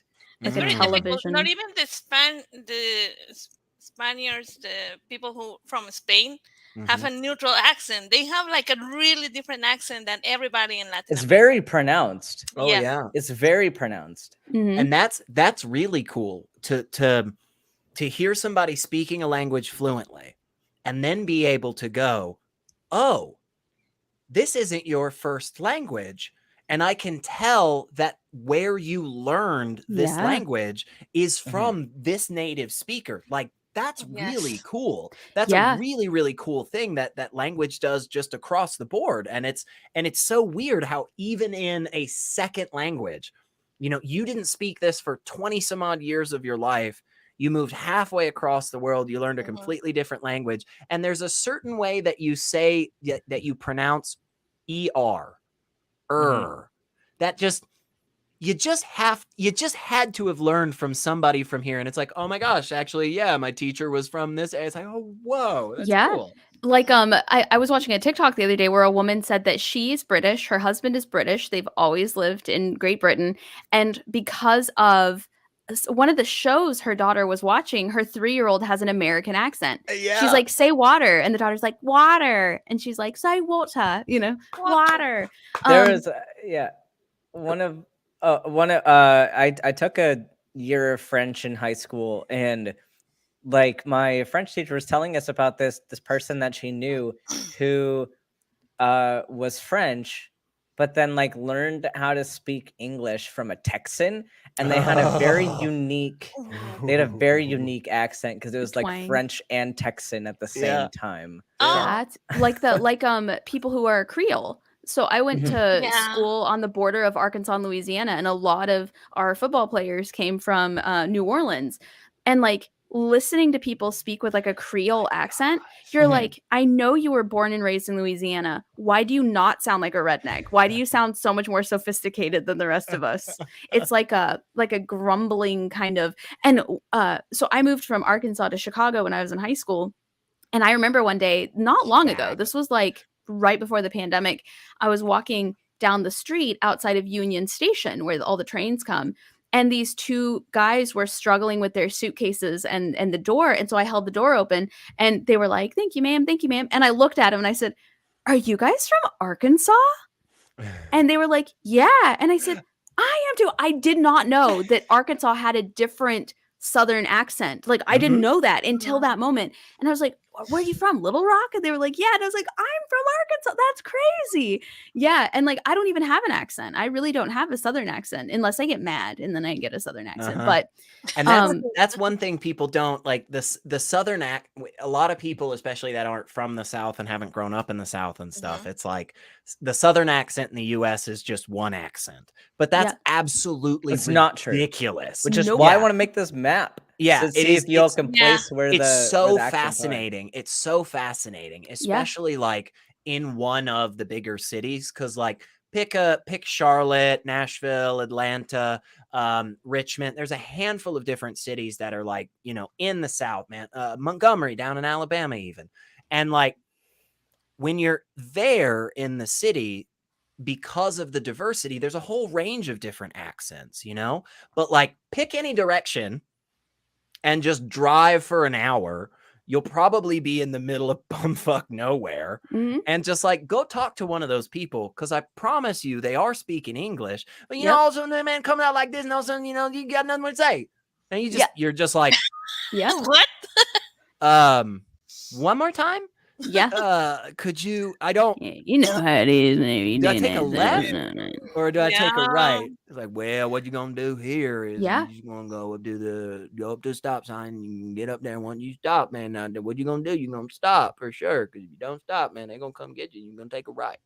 Yeah. A right? Take a right? Okay. I think I got it. Okay. So my goal, I would love to have like a series of streams like this where we have a different region.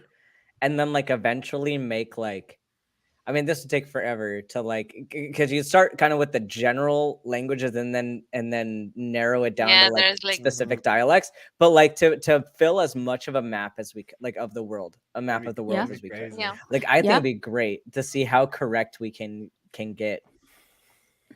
Yeah. I feel like we'd be very off, but we can try. My mom was a speech professor when I was growing up. And so, and she was also a single parent. So she was really the only person I hung out with the majority of the time. And she does not speak regularly with a Southern accent. Again, if you get her mad, that's a different story. But I remember I went to college way down south. And then I moved when I was in high school far north. And so when I was in Chicago, people would be like, where are you from? You have an accent. And I'd be like, I have an accent? Are you sure I'm the one who has? Yeah. Or they say like eggs or legs. Yeah. My family are from Wisconsin. I was born there, but I grew up in Colorado. So I have a Colorado accent, which like there are a couple words where you can tell someone's from Colorado, but it's very rare. Yeah. But like my mom would say like, can you grab my bag? And we're like, I don't know what a bag is, Mom. Yeah. And but then when I was in college, if somebody tells me, can you grab my bag, I will run away. Your big what? Don't ask me. But then when I was in college, though, in the state where I was raised, but just on the opposite end, they would say, where are you from? Are you from like up north? You have an accent. Yeah. And like you have an accent. I don't hear that. If I go north, if I go any farther north than where I am in Tennessee, everybody's like, good God, boy, we can't understand you. If I go any farther south, they're like, my gosh, you Yankee. It's just there's no pleasing, you know. And Spanish is kind of the same. Even in Mexico City, you can hear people talk very differently just by changing, zip code. Wow. That's interesting. Like, I shouldn't be surprised by that, but I guess I don't spend enough time really thinking about it. Like, if I met two Canadians, I would not be able to tell you which part of Canada they were both from, but they could probably say, hey, are you from? Like, you sound like you're from. Same with like other countries, with the exception of Spain Spanish and Mexico Spanish. I really can't tell a difference between accents if they're in the same language. And except for some British people, I can, just because I watch British reality TV. You hit on it, and Ben said it earlier. Like for some dialects, there are the vast majority of words will hit pretty much every other dialect in that language, but there's like one or two. Like for instance, like Nova Scotia. So Trailer Park Boys, I'm a real big fan of that show. That's where they're based. So they're on like the east end of Canada, right? And most of the things they say, if somebody played you a clip, stopped it, and said, they're American, you'd just go, yeah, sure, trailer park trash somewhere in America. Yeah. But there are a couple of words, and like park, the word park doesn't come off like the way I'm saying it. It comes off as park. Like there's almost this kind of like, like this upward kind of inflection, which is interesting because it's like almost like you could maybe mistake it for Irish, like if you were really thinking about it. You're going to the park. Why is that the case? You know, like, aren't they more connected to Britain as a whole? And it's like, well, there is Northern Ireland, and of course they are close to Ireland. But like, why just that? Why just that? Why like those words? You know, like why just everything else is no connection, but that one, almost kind of has this Irish feel to it, man. It's weird. Well, it's so interesting, like just how English has evolved as a language, like in separate locations, because we don't think about it a whole lot, but American English and Canadian English have adopted a lot of native terms, and like there's certain things that we've just based on our like proximity to those cultures versus being on an island like in the UK, like there's certain things that our language has become more indigenous than like UK English. So it's fascinating to hear all of the influences that make a language what it is. And like you get similar things too with like Mexican Spanish versus Castilian Spanish, because you get more indigenous terminology that is integrated like into the Spanish, and not even integrated, because like in that case, like the Spanish was the secondary language that was brought in. And so they had the majority people like speaking the indigenous languages, and then the Spanish was the adopted language there. Yeah, so like it's very interesting. Nautical languages, and we're just like, oh, we like this word, fuck it, it's gonna work in all of our, it sounds Spanishy enough, you know. And it's like they didn't change anything about it. Like it's cool, it's super cool, man. And even just like, so like where I grew up, we have huge diversity in my area. My high school was just loaded up with a massive assortment. We have one of the largest Kurdish and Somali populations in the entire Southeast United States, y'all. Suck on that, every other state. That's wild. No, it's really awesome. Yeah, in Middle Tennessee, there is a massive Kurdish population. That's impressive. It's awesome. Because I know like one of the other big centers for like that kind of diversity is like Minnesota. Right.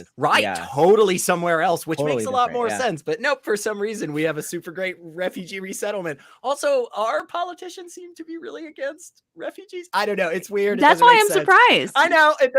It doesn't make sense. But like, I grew up with mostly individuals that learned Spanish throughout Central and Southern America, right? Like Honduras, El Salvador, Guatemala, Mexico. But in 8th grade, when we had to take a language for the first time, a lot of us took Spanish, and that teacher was from Puerto Rico.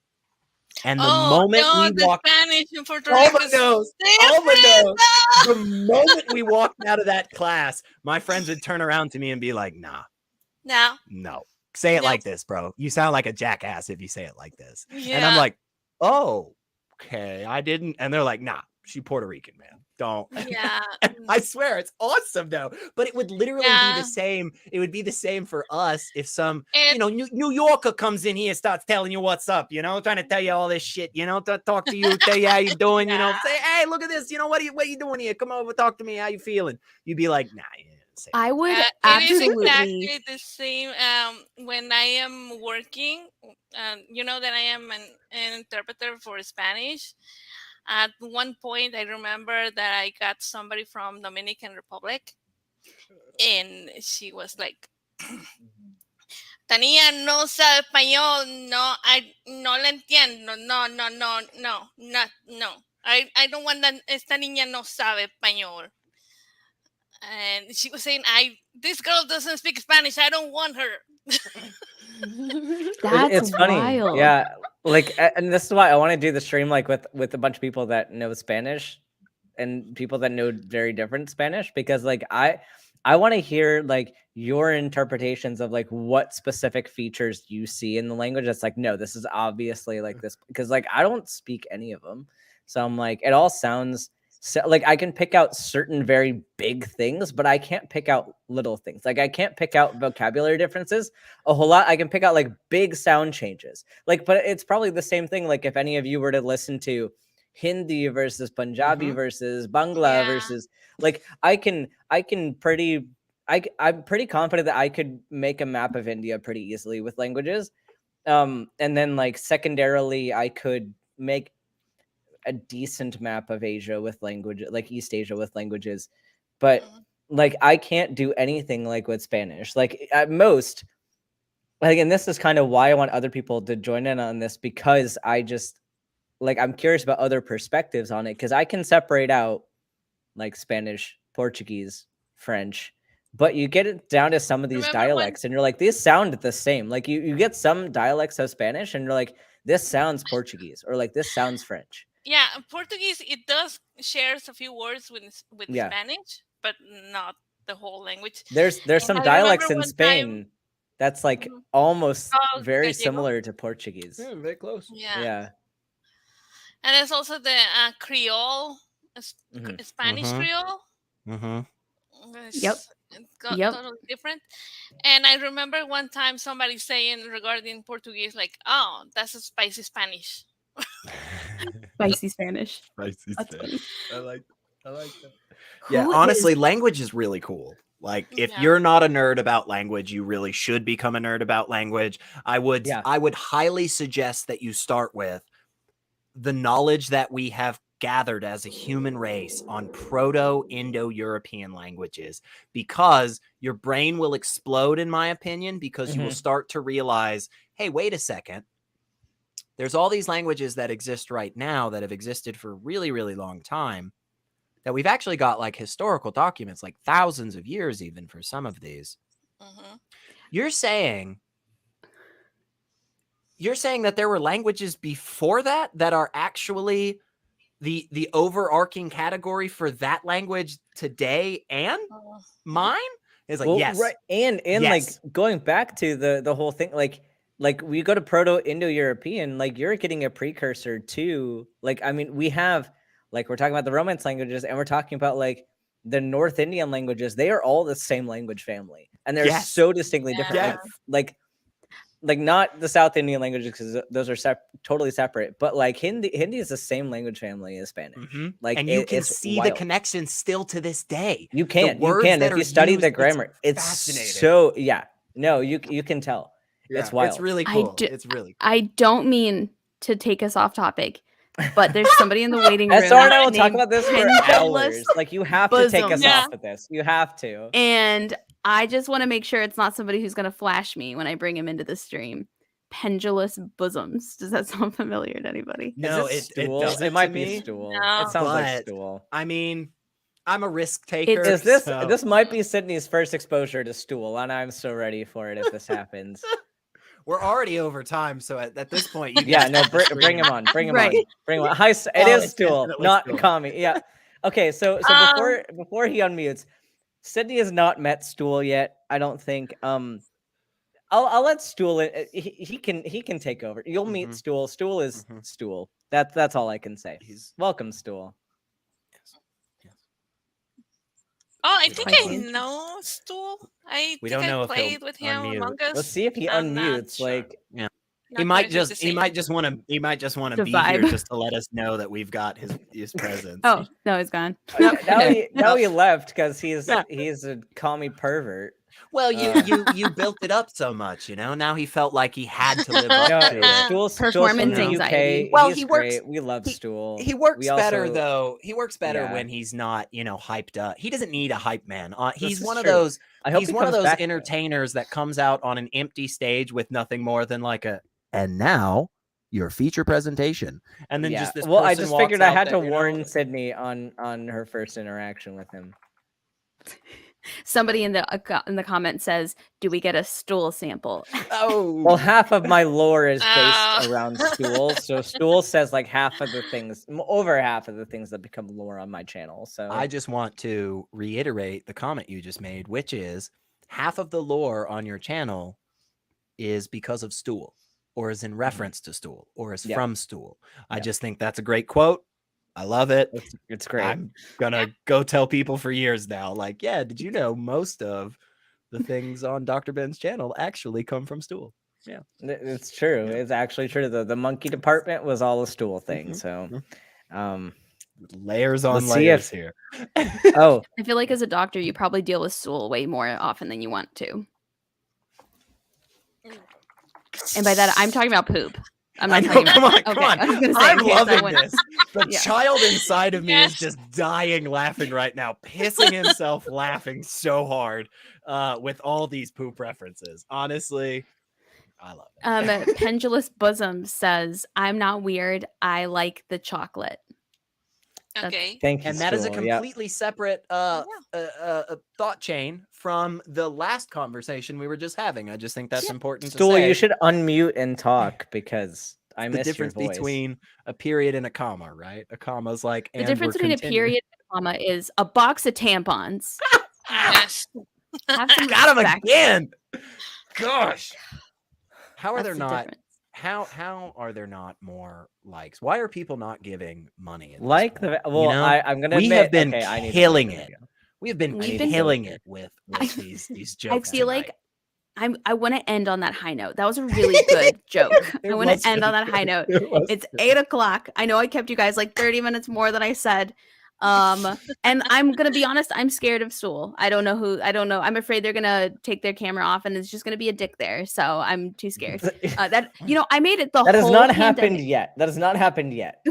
I made it the whole pandemic, being virtual every day, all day long, talking to hundreds of people, and nobody has flashed me on camera yet. So it honestly, it's one of those things where somebody finds themselves clearly in a work meeting, with like 14 other colleagues, and it's like, hey man, just out of curiosity, y'all were in the middle of talking about Q3 and the revenue. Why was your dick out? Just out of curiosity. Like if that's your kink, man, no worries. You and your sex partner, you go into your private space and you just baby girl, you read them actuarial tables. You know what I'm saying? Divided by what again? Percentage of if that's your do your thing. But again, the question is right here, right now, why aren't you wearing pants, man? Why aren't you wearing pants? Wasn't there somebody who went viral because they didn't realize their camera was on and they were like, just like started, just like kicked back and was like, oh yeah, this is good. This is the right position. and that poor girl just going, no, oh God, no, God, no, because she knows exactly what's about to happen. She's like, oh no. That's one of my an individual is very near and dear to me. A man named Randolph Richardson was once in a very passionate, fiery debate about the existence of God and morality and humanism and all this stuff. As his debate opponent proceeded to stand up and walk to the back of the room to do something, honestly not even sure, and was very clearly in his tidy whities. That was the thing. And this is the reason I bring this up. In that moment, I knew for a fact Randolph is a better person than I could ever be, because that man somehow completely kept his composure, did not stop his comments, and just kept on with the debate. Don't know how he did it. Closest thing to a miracle I've ever seen. I'd have stopped everything. I was like, no. Everybody stop what you're doing. We have to address this man's. Now I'm just glad that they were clean. They were. I mean, I guess that's true. Yeah. I mean, come on. There could be worse things. Like, would you rather see an ass or like dirty underwear? Right? Like, I'm just saying, like, it could be worse. As long as it's a clean ass. BB. Hey, how's it going? I think BB and Sydney met at trivia. You were there at trivia, right, BB?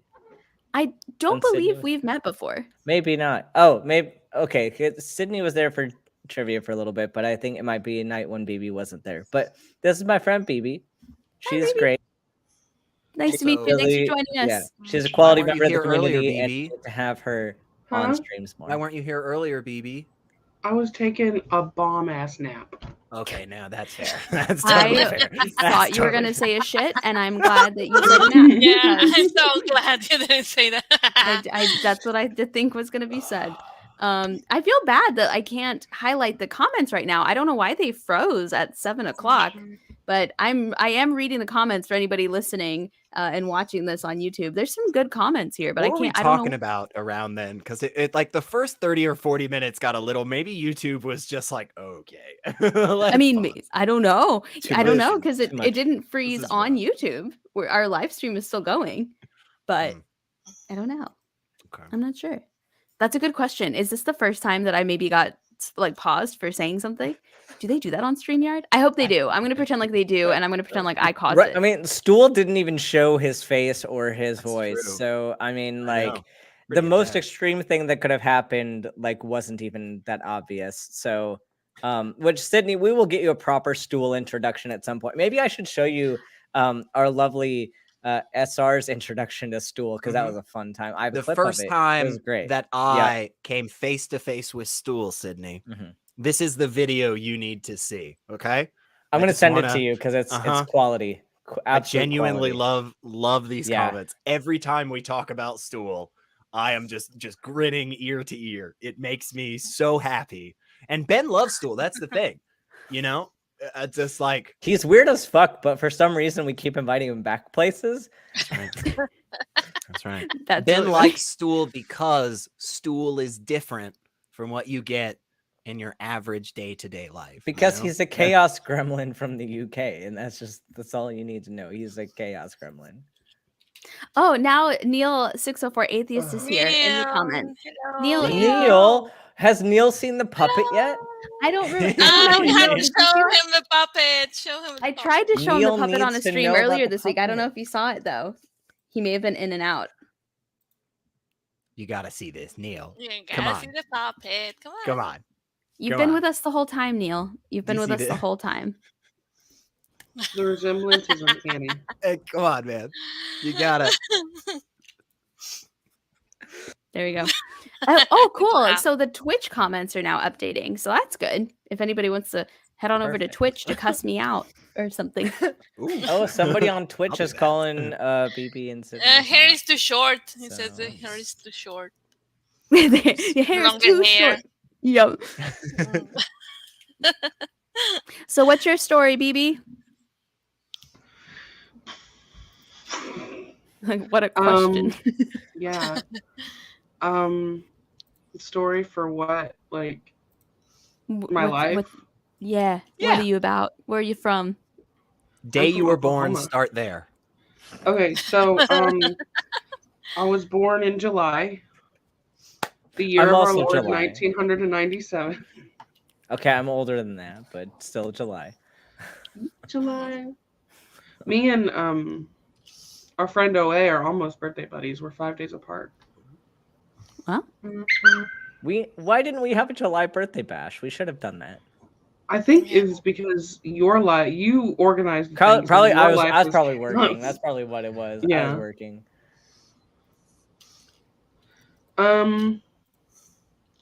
Not much. I'm an adult content creator. I mean, I have schizophrenia. That makes things a little zesty.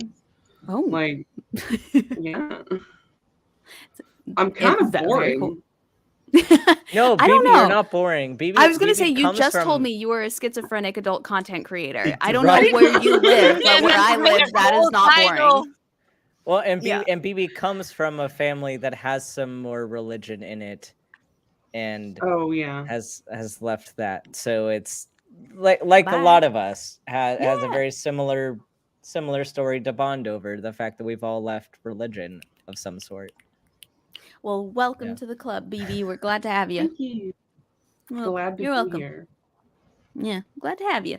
Our comments have paused in the chat, but they're popping off on YouTube. So that people love you. Your intro was received very well. Everybody's excited that you're here. Yay, thank you. Yeah, Neil, hair's too short. Yeah, I know. I'm aware. And he doesn't have Legos. That's like the Well, it wasn't originally supposed to be Neil. It was supposed to be No. Moses, and then we all said it was Neil, and so now it's Neil. Now it's Neil. Now it's the Neil Therefore, puppet. it is Neil. Yeah, I think wasn't it Mikey? Can we blame Mikey for that? Because I really think it want was. To blame Yeah, it Mikey. was Mikey. It probably Yeah. was Mikey. It feels right. Even if it's one of those things that even if you could show me proof that Mikey definitely did not say it, I'd still be like, yeah, but it feels like something he would. Well, yeah, and I mean, if we're gonna blame anybody, like it's got to be one of the two hosts that of the Deconversion Stories show. Like, if you're gonna have Neil the puppet, you have to blame Mikey for it. That's just how this works. Mm-hmm. It sounds right true. to me. Yeah. That's true. Mikey's a troublemaker. Right. Yes. Yeah. Well, everyone, I do think I want to end on a high note, and by that I mean I really have to piss. So, so 1 kidney problems, and I need to go put my birds away to sleep. But this has been wonderful. I've been glad to have you. We talked a little bit about morals and ethics, but mostly about why you should not send dick pics to people and why you should translate names into other languages, because that's the great thing to do. I feel like it's very successful. I mean, I just, that's my opinion, but also I was in part the reason why we didn't really talk about morals. So. I'm glad we didn't. I like where the conversation went instead, honestly. Instead. Yeah. Because when I was writing down these questions, I was like, this is kind of like sad stuff. Like, this is kind of like deep, sad stuff. And I don't like deep, sad stuff. I like shallow, sad stuff. I'm just kidding. I only like the dying in shallowest 2 inches of water. That's what dying, I dying sad stuff. I only like shallow, sad stuff. Like, oh, my friend died. Oh no, yeah, but we didn't really like him. Oh, okay. That's fine. That's fine. That's fine. He's kind of a jerk. Yeah. My neighbor died. Oh, I'm so sorry. Nah, he was a squatter. He wasn't my real. Oh, okay. Well, that's fine. Yeah, that's good. Yeah. I feel like I just went really insensitive there, and I'm so sorry, everybody. I'm a nice person. Ended on a high note, girl. We're killing Ended it. on a high note. Ended on a high note. Well, everyone, this has been fantastic. I'm so sorry I can't pin your comments because for whatever reason StreamYard stopped streaming your comments. I have been reading them. I have been loving them. I assigned 2 people to be mods during this chat. So we now let me ask you a question. This might be new. Pretend like we're not still live streaming. I have a question. Yeah. Do I have to reassign them as mods every time now, or are they going to stay mods? Okay. Yeah. So I set mods during this chat that I totally knew are going to stay mods the whole time. They should be proud of themselves. And Pragmatic Crystal and Nathan Carmen are mods, whether they like it or not. They didn't even know I was going to do it. I just said them as mods. And this isn't like a slight to Nathan. It's just that I don't know you, Nathan. But and I wouldn't say this ever where it could be held against me. But PC is a really good mod. PCs is a very great supporter. One of my number one supporters all the time. And then Nathan went to college with me. And what I'm about to say is just for Nathan. Nathan, that story I told about Knob Gobbler, I bet you can't guess in the comments who taught me that phrase. Jonathan Hoskins. That's who. Jonathan Hoskins said that to me, and I said knob gobbler in the middle of a gas station full of men wearing camouflage, and they all looked at me. So you can thank him. That's somebody we went to college with, and he'll be like, that checks. That makes sense. Yeah. I just want to like come back tomorrow and see the number one comment, on this, and it's just from Nathan. It's like, oh my God, no way, him? Holy crap. Like, that's it. No other context. Nobody else knows what the hell is going on. It's just like, okay, cool. Yeah. He says, all caps, LOL. Yep. Score. Yep. Yeah. Maybe one of these days I'll get that guy on here, on Jonathan, and we can all meet him. He's my stool, if that makes any sense. He was stool. So you're understanding the stool reference. Yeah. You're understanding he's my stool. Beautiful. We have had so many gorgeous quotes. I hope somebody out there is paying attention and I sent Sydney the video. You're saying he's my stool. He's my stool. Right. He's my stool. Yes. Yes. And now Sydney has to go watch the video of SR meeting stool for the first time. Father, Son, Holy Stool. Thank you. Thank you. And they get like struck by lightning, like right here. Just a stool just comes out of nowhere and just like takes me out. This is getting weird. It's time, yeah. It's that like loopy time of the day where you just start like saying shit because you're just like loopy. Yeah. That's me. It's been a long week. I honestly think it's working though. I think the five of us are fucking hilarious. I don't know I if think we're I'm biased hilarious. or- We don't need Yeah. a whole group of We're people. We're very funny. hilarious. Yeah, Weird? honestly, like You know what? Yeah, fuck everybody else. They're out of that group chat. It's just gonna be us. They decided they continue- had real friends, and like, you know, we're not real Yeah, enough and friends for them. Helen. Whatever. That's fine. we're not cool enough. Well, everyone, if let's start with SR and then we'll go Dr. Ben and then BB and then Alma. Where can we find you? Where can we see you? Where are you at if people really enjoyed your interaction on this live stream? Or where should they avoid if they didn't? Yeah. The biggest thing I want to promote is something that Sydney and myself are actually the founders of, which is the Conversation Coalition. It is a Nashville-based organization of atheists and theists, religious and non-religious volunteers that are getting together to put on regular discussions between both religious and non-religious people. So we are having our second event at the end of this month. You can find us on Facebook. We just got a Twitter now. I'm sure you've probably, if you follow me in Sydney, you've probably seen us posting about it. But yeah, if you're in the Middle Tennessee area, please connect with us and come out and see one of these because they're really cool. Yeah. I'm gonna be on the next one discussing the existence of God. So it's gonna be very interesting. Very interesting. And if you find out, I've like this whole time I've just been like a Christian. I'm like, yeah, because he's real. Yeah. Right? Isn't that what we No, do? no. He's actually Wait, a you guys Scientologist. disagree? Wait, Yeah. what? Yeah. totally. Yeah, I'm sorry. Who? Wait, what? And then Dr. Ben, tell us about it. Where can we see you? Where can we find you other than residency? Sometimes you can find me on Talk Heathen, and sometimes you can find me on the Transatlantic Call-In Show.